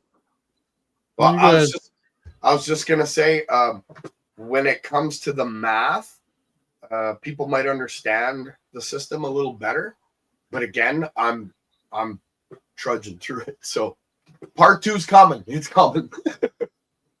That one's harder than I thought. I don't use AI. I never will, so I can't throw my stuff into AI and say come up with the math because it doesn't work like that. I think the hardest thing in the beginning is learning what you're actually tapping into. You know? And as soon as you understand how to tap into it, then you can build a device around And it. that's But that doesn't always work that way. You have to Good point. experiment and then figure it out. good point, Right. Mike. If you look at the physics community, they'll call it quantum physics or quantum vacuum fluctuations. If you look at the conspiracy theorist group, they're going to call it, ether or special energy or tachyons. If you look at the experimental community, we call it ether, we call it scalar. It's all the same thing. It's cold energy. It's the ability to literally use temperature, turning it into a voltage, along with all the other things that come along with it. Because when you start messing with temperature, you get electrostatics involved, you get current involved, you get flow involved, which is angular momentum and spin. And it seems complicated, but it's basically the flow of energy, creating energy because of the very flow, and you're capturing that flow and letting the energy go, right? It's like Thomas Bearden used to say, create the dipole, don't touch it, let it run, and tap what comes off of it. Because what's a dipole? Right. It's basically a sphere that spins with a north and a south pole, creating static in its environment, and you're collecting the static. Okay, and that's just a simple way of explaining it. Those are not the right terms, but that's kind of how I'm putting it so that people. But that's a good layman's way of explaining it, because a lot of people can't wrap their head around that. Especially when you listen to Tom Bearden, it could be a little bit of well, Tom Bearden goes into phase conjugation and what's phase conjugation. Okay, everybody talks about it. Not too many people understand what it actually is. Phase conjugation is 180-degree out of phase mirror image from your primary. That's it. That's what phase conjugation is. So people don't play with it because, of course, they don't understand it. If you don't understand something, it can be dangerous because you get into things that you shouldn't. Like you play with systems that are dangerous. But I'll clarify something for somebody. They had mentioned in the comment section about how they're not sure if in our consciousness we all have this map. Perhaps. But I didn't just get this in a dream or a series of dreams. YouTube doesn't like it when I say the name, but sorry, Nathan, I got to say it. I got it from Jesus Christ. Take it for what you will. Okay? I'm not saying it's mine. I'm saying that's where I got it. That's where it comes from. And that's why I understand it in its completion, because I've been mapping it. And I mean fully. So just to clarify. All the answers are in us. You just got to find it. Boom. No, wait. Boom. I'm going to get that right once, you know? So I have something. It's all within us. You're absolutely correct. You just have to believe that it's in you. And you have to believe that you can get it out of you and bring it to a point of understanding to those around you. Because it's going to help not just you. It's going to help everyone that surrounds you. And they're going to help everyone. And they're going to help everyone. And dude, you know how that works. If you tell two friends and they tell two friends and they tell two, everybody knows at the end, right? Yeah. I wanted to answer a question here. When it comes to your Tesla coil, you have to understand it like this. When you start putting things down the center of it, you're going to explode your Tesla coil when you think that you want to overpower something. It's a matter of restraint. Yeah.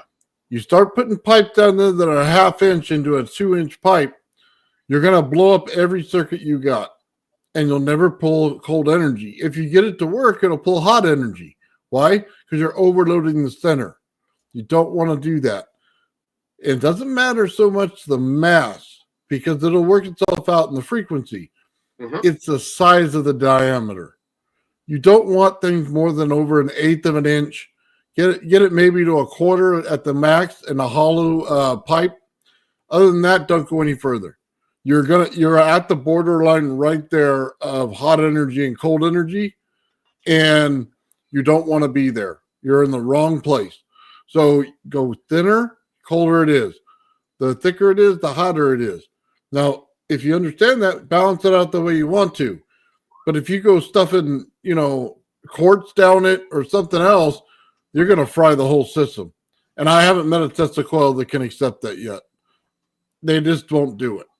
Yeah. So when you're messing with your Tesla coil, just know that the distance matters. Now, if we had an 8-inch Tesla coil and you gave me a piece of quartz to put in the center, I wouldn't have any problem with that, because now you have mass on the outside. You have more distance, right? So now we can accommodate that, but not with these little ones. I want to build a Tesla coil that will match. I have a 1-foot-long quartz tube out of a quartz heater, and I would love to use that as the center for the rod of the Tesla coil, just to do the test. Or maybe you can pick one up at your local hardware. I'd just send you one, Nathan, and you could do the test. It'd be easier, right? Doing it in my coil, I already know what I'm going to see, but I'd love to see it out of a Tesla coil. Well, I have right behind me, it's a little coil. It's about the same size. I bet you it's 28 gauge wire or something like that. Probably resonates right around 700 and something kilohertz. And that's the Tesla coil you have on your bench that I see all the time. Yeah. I can put 3 wraps around that sucker and get it to resonate real fast, and I can get it down to 20 hertz within seconds with one circuit. And 3 parts? Maybe 4 if you count the fan. And I can immediately get it running. Then I could seriously take that thing right there and then wrap a 1/4 inch copper tubing around it. And then I can play with hot and cold water through a pump and change the whole dynamic of your system, just like you're talking about. So, yeah, absolutely not a problem to get that running. And you could take your Tesla coil, when you get it down to those hertz, get it down just a little bit more to 7.83, ground that sucker. No. To see what happens. No, you don't want that test. You do not want that test. I'm sorry. There's tests that you don't do because you know what's going to happen. It's bad enough when you get close to it, but don't directly try to hit it. Yeah, and don't forget, You're living in California with a lot of Yeah, you're no kidding. Right. Thanks, Yeah. No Gerald. Wardenclyffe. Right. No Wardenclyffe mentality. You're right. You're right. I take that back. Yeah. I take that back. Can we say San Andreas fault line? Yeah, but by the way, I got that out of a Slayer exciter circuit that I built. I can get 20 hertz with no problem. Is that really solid one that doesn't? The one that you wrote down, yes. Yeah. Yeah, those transistors are supposed to come in yesterday. I'm hoping they'll come in today or tomorrow. Kind of a special coil the way that thing's built because it's literally so far out of resonance that it'll barely turn it on with the circuit and you won't get as much energy you normally would. But once you start putting stuff down the center of that thing, magic starts happening. So It's Nathan, completely changes it. Tesla talks about when you put a wire or whatever down the center of your Tesla coil, that's the source of where the impulse or the longitudinal wave emanates from. So would it be fair to say that's why you're getting such a huge power potential, because you're harnessing the longitudinal wave coming out of the center of the Tesla coil? Yeah, it would probably be fair to say that. Can I elaborate on that? It's impulse energy. Okay, so that wave you're talking about, that impulse energy, that's how what he's tapping into, that's how he's controlling the temperature. Right? Yeah.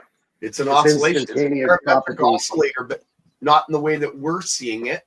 It's oscillating with the ground and what he has in that circuit. It's a parametric oscillator. Well, It's a pump. it's a pump, and it's instantaneous propagation. Mm-hmm. With the speed of it, it feels that way. Yeah, I would agree with you, except that if it's turned down, you can see the pulse in the bulb. So is it really instantaneous?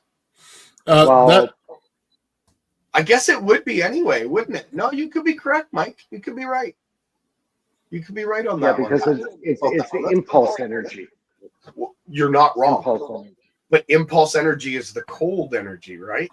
Right. And the Tesla coil being the dipole is the hot energy. So, and it's oscillating. Yeah.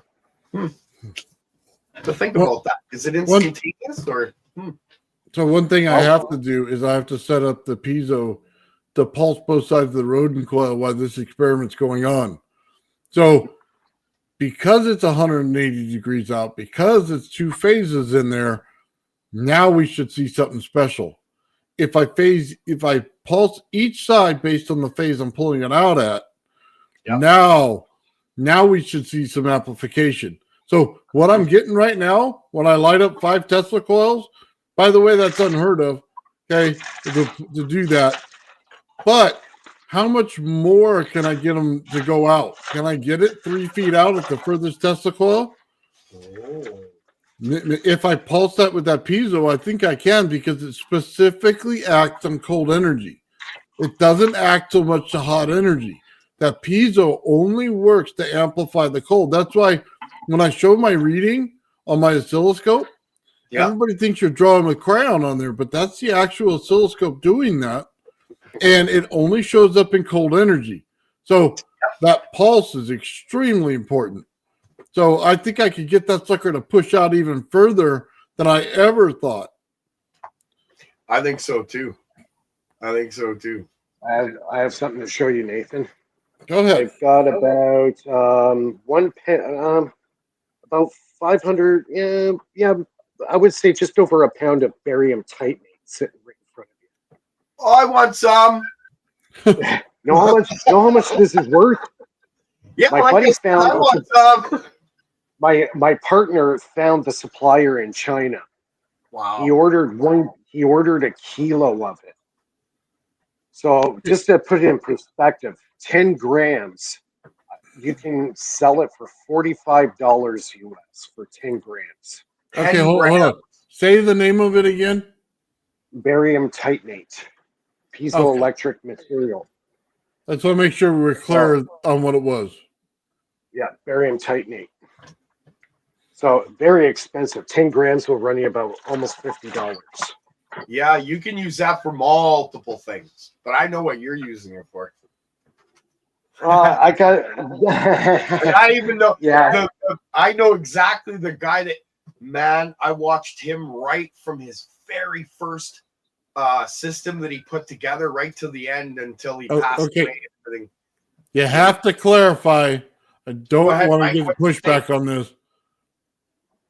Okay. It's Is QM. it for your battery cell? Is that what it's for? Yes. Oh, okay. What I don't want is people thinking that we're talking about something else. Okay.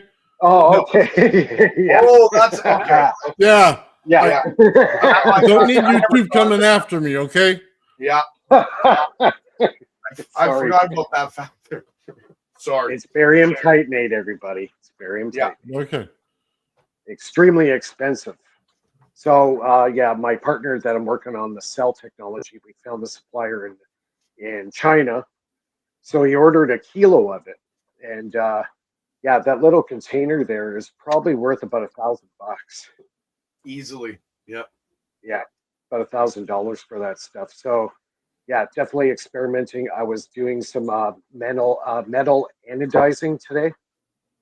Wow. So, yeah, so I've been doing some anodizing of reactive metals, Nice. and yeah, so that turned out really good.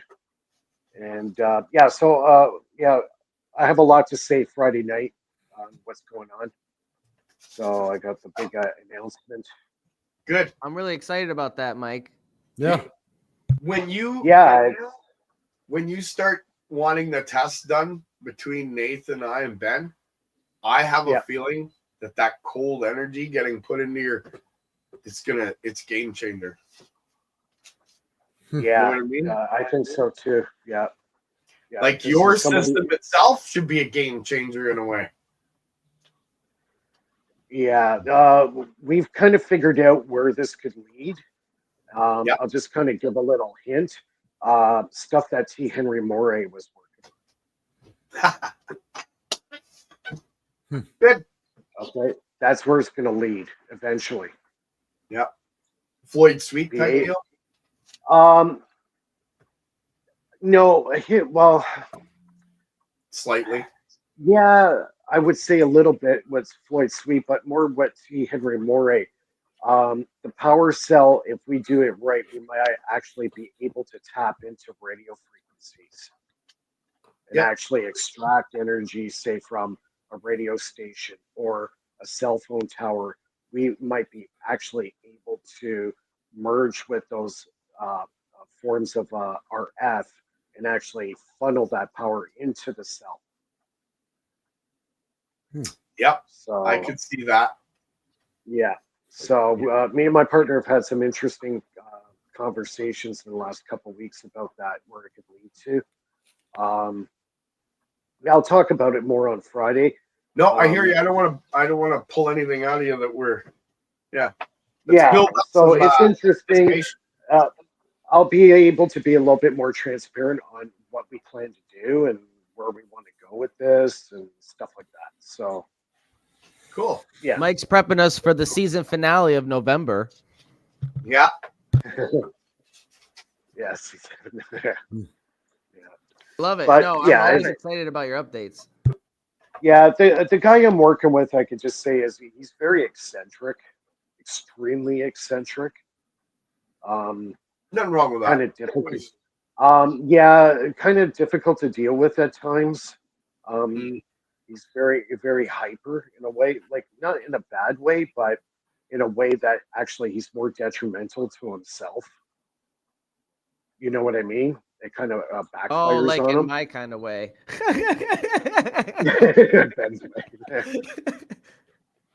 But yeah, he's been doing this. I would say at least 40 years, and he's known Bendini personally. He's known some of these guys personally, some of the big guys.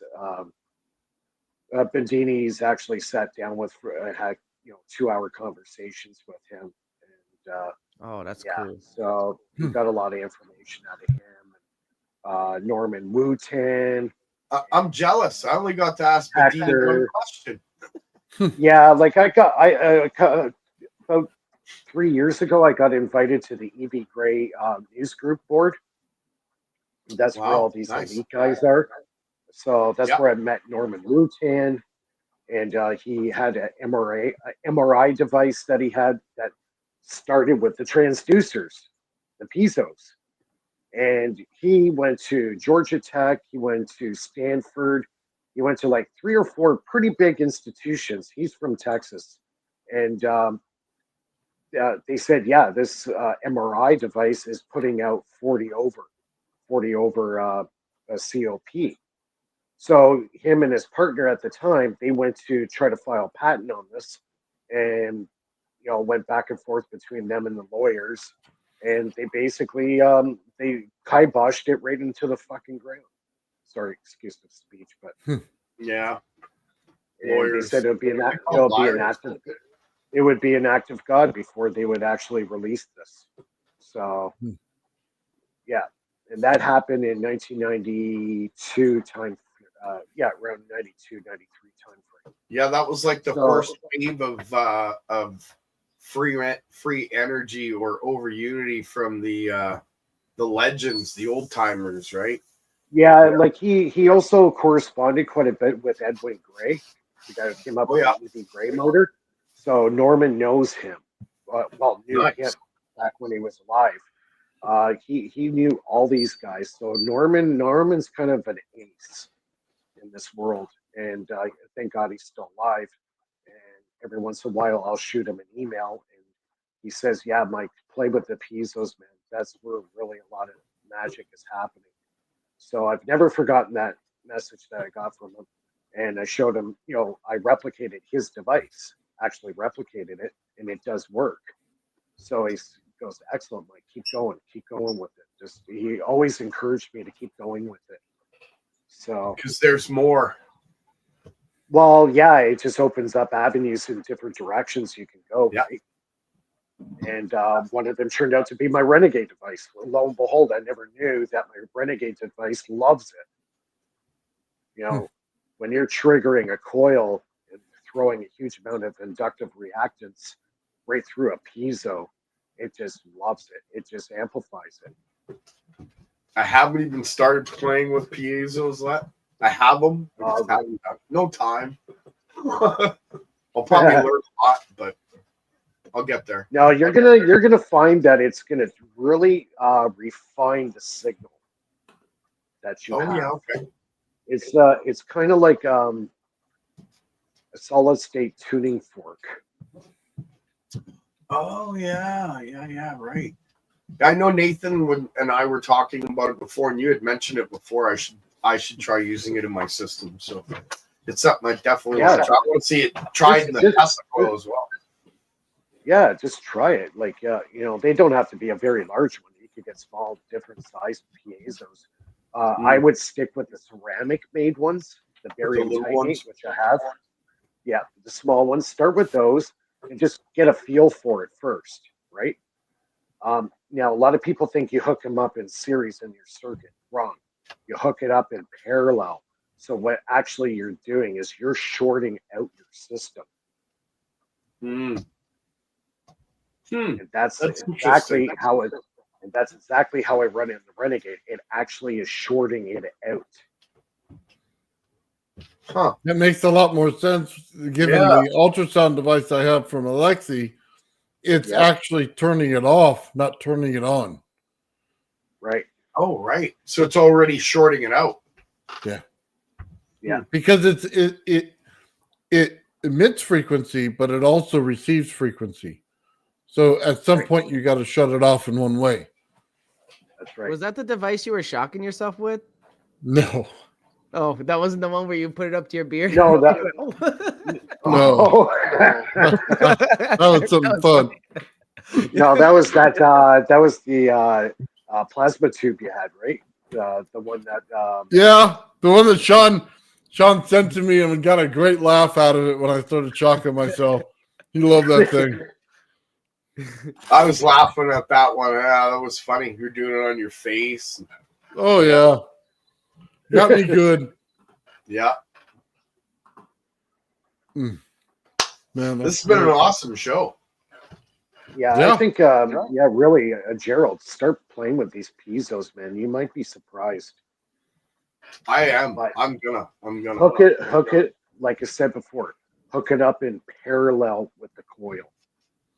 So parallel with my secondary, basically. Yeah. Yeah. Not in I have a series. feeling it's gonna throw things 180 degrees in phase then. It could. Oh. You don't know until. I've never had it go hot on me, if that's what you're worried about. Oh no, I'm not worried about that. I'm not worried at all. In fact, I have a feeling I might actually start hearing the Doppler effect. You know what I mean? Yeah, you start interfering with the airport radar. That'd be bad, man. I don't want to go there. Yeah. Sir, it sounds like you got a woodpecker system flying out of your house. Yeah. Yeah. I'm not Russian, okay? Yeah. Oh, wow. But that amplification is going to be big once we get that lined up in there. Even so, I need to replace my transistor in mine, but as soon as I do it, just to get it to start and to see the effects on the oscilloscope is going to be big. Because I think those lights are just going to start flashing in my garage. It's going to be awesome. So I tried it the other day, and that's when I blew out my hearing aid last time I used that device. Yeah. So I'm going to have to fix it and just replace the transistor and get it going again. Yeah, and then it'll be your lights, your headphones, your computer, your everything will be like turning off and on. And well, it's great for mapping because it's a controlled turn off. It turns it off when you want to do it. So it's good for see when peaks and valleys are, and then obviously the goal is like put it in like Mike did and put it part of your system. So yeah, and using AM radio, you'll be able to map it. You'll hear it. You hear that pitch, and I know you're good at pitches, so yeah, I can hear those. Yeah, I don't hear many deep sounds and deep voices, stuff like that. I can't hear. Yeah, it's certain hertz. Yeah, my son was trying to talk to me last night. I had no idea what he said. Does he talk really low? Yeah, it's real deep voice, right? So I'm looking at him like with a blank face, going, nope.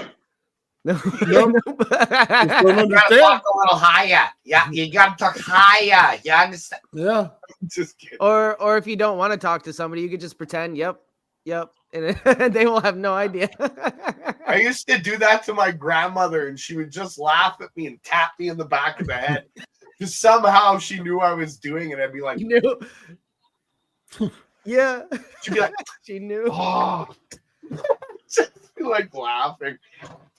Nicely, of course. Nice. Oh, it's great. Yeah, that's funny. Yeah. Yeah, she had hearing aids. That's why. Like she had it bad. Yeah, and also if you're playing with this stuff and you have a pacemaker, not a good idea.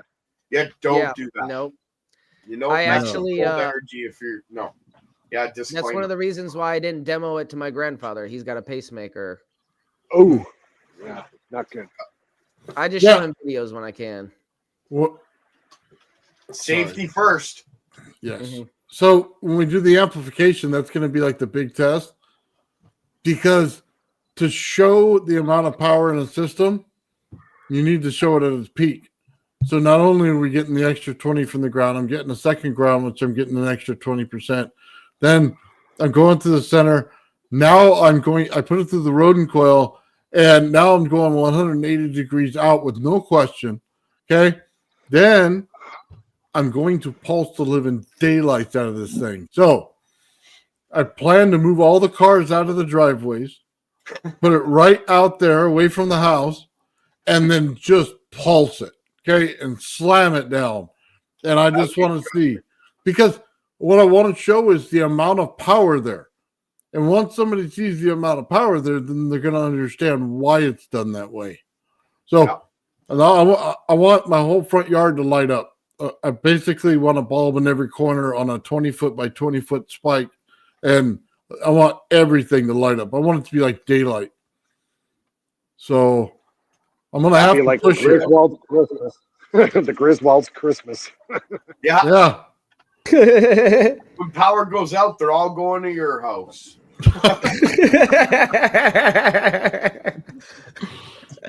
Neighborhood power's out. Nathan's is glowing. It'll be funny. Well, as long as they don't put it in 20 hertz or lower, I'll be all right. Yeah. It'll stop. You're not wrong. No EMPs, please. No EMPs. Yeah, none of that stuff. What do you mean? Oh, Yeah. man. This tech's coming along, definitely. By the way, Ian said he put the wire down the Tesla coil and got some of the similar effects that I got. He did the pickup coils in his round coil, getting the effects that you got. And now he's able to compare both of them on his test bench, you know what I mean? One-on-one, and see exactly if they're the same energy. I think that's brilliant. Although his round coil is Nathan. different from mine, though. But yeah, Nathan, that's here's a thing to try, Nathan. Try to charge plastics. Try to get electrostatics on a plastic material like PVC or something like that. And then try Why to light is a that light a bulb big off deal? the PVC.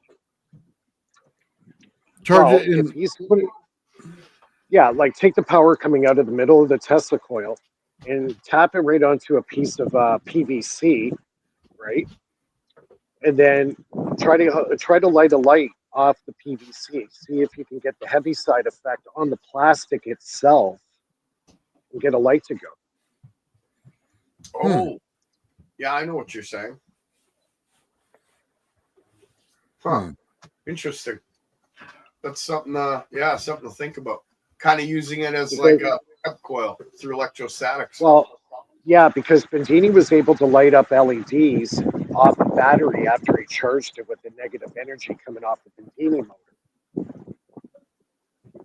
That makes sense. And in the vacuum from this energy from the vacuum series. When I'm doing tests with the coil and I'm using just 2 batteries, I can pick up. I don't know what that was. I can pick up a field with my EMF meter on the battery itself. So I think it's the I got same. a thunderstorm here. Oh, that's a big one. Friggin' lightning and thundering out. It's Okay. like November. So we'll have to put a stick with electrostatic material on one side and non-electric on the electrostatic on the other, and see if it picks up through it. Because just connecting a wire to the pipe won't get it done. It doesn't have any friction. There's no friction in it. Oh, I see what you're saying. Yeah. So you'd have to stick something through the center of it to get that. Some way of getting friction. That's it. To build up on there, I'd need to have something else. I have to have a catalyst. And What about aluminum foil? that might work. Yeah. Kind of tap it that way, right? Interesting. Yeah, you could do that. Yeah. Just an idea. You should see what this stuff does. Maybe I shouldn't say that. Yeah, that's a future thing. I'm gonna leave that one to myself. It's coming. There's a few things. Actually, there's quite a few things I haven't released. Like I said, I'm at 183 coils now, and there's 2 coils I previously talked about. One I showed a preview of just how, or in the beginning that I was building it. That's gonna come out in the next week or 2. The sphere is gonna come out. I'll be displaying that, and then the alternator. And that's all I'll say about that. So there's Nice. there's others that I haven't talked about, but I'll talk about in future lives that will come out after that, because each coil I'm releasing is a progression for a specific cause that I'll be releasing. Nice. Hey, Ben. Yeah. Did you have your experiment up and ready? Yeah, but I was just gonna wait till tomorrow. Aren't we getting towards the end of the stream? Yeah, that's what I was asking. If Yeah, I'm done. I mean, I could talk forever. The mouth is huge, but I'm kidding. do you want to wait till tomorrow, Ben, or do you want to do it now?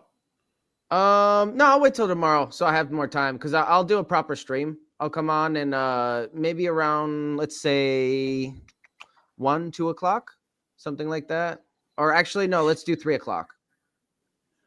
Right on. 1 o'clock, 2 o'clock, 3 o'clock, 4. That's tomorrow, right? Tomorrow, 3 o'clock. You're gonna pop on live.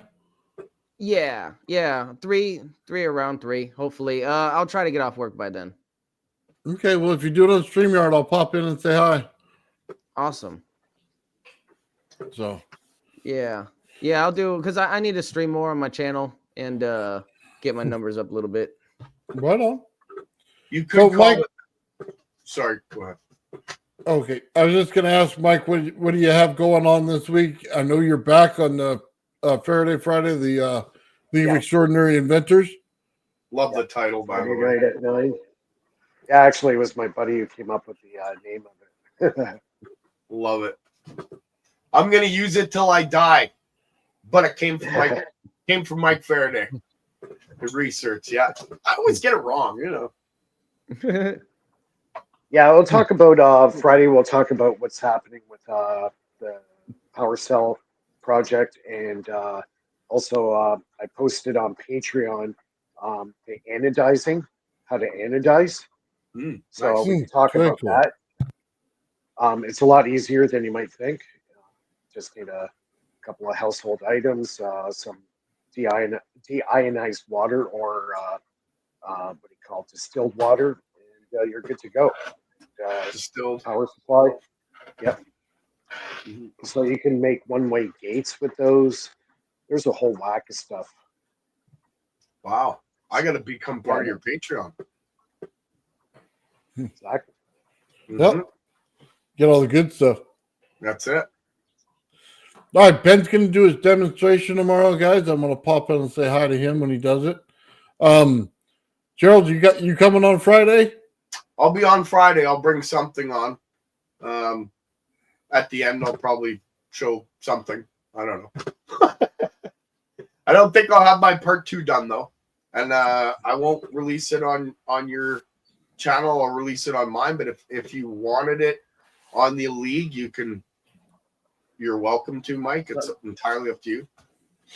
But yeah, Well, it's your thing. So well, I'll release it. But again, you know, maybe we'll break it down. I can't get it done by this weekend, though, so I should just shut up. Sorry, everybody. I'm working on it. There you go. Yeah, Friday I'll have something to show. Very good. All right, guys, that's all I have. I'll be on Friday. Be on tomorrow with Ben, and then we'll be over to see Mike later on that day on Friday. It's gonna be a fun time, man. Got a good weekend thing. Joe's gonna be out this weekend. He's still moving, so I think what I'm gonna do is just take the time and do the one wire energy on Saturday, and I'm just gonna take questions on it and answer them because I've done a lot of testing. And there's probably a ton of questions out there on it. So just give everybody a chance to ask the question and find out. And, you know, it's sitting right behind me. I can fire it up at any time if we wanted to. So it's always neat to see when you start, you know, turning off lights and putting everything in brightness out of there. So anyway, guys. We want to thank everybody out there for the questions and for your time and your attention. You guys rock. Without you, we wouldn't be here. So Yeah, you guys are awesome. Yeah, thanks a lot, chat. Right on. Thank you. Have a great night, everyone. Yeah, have a care. good night.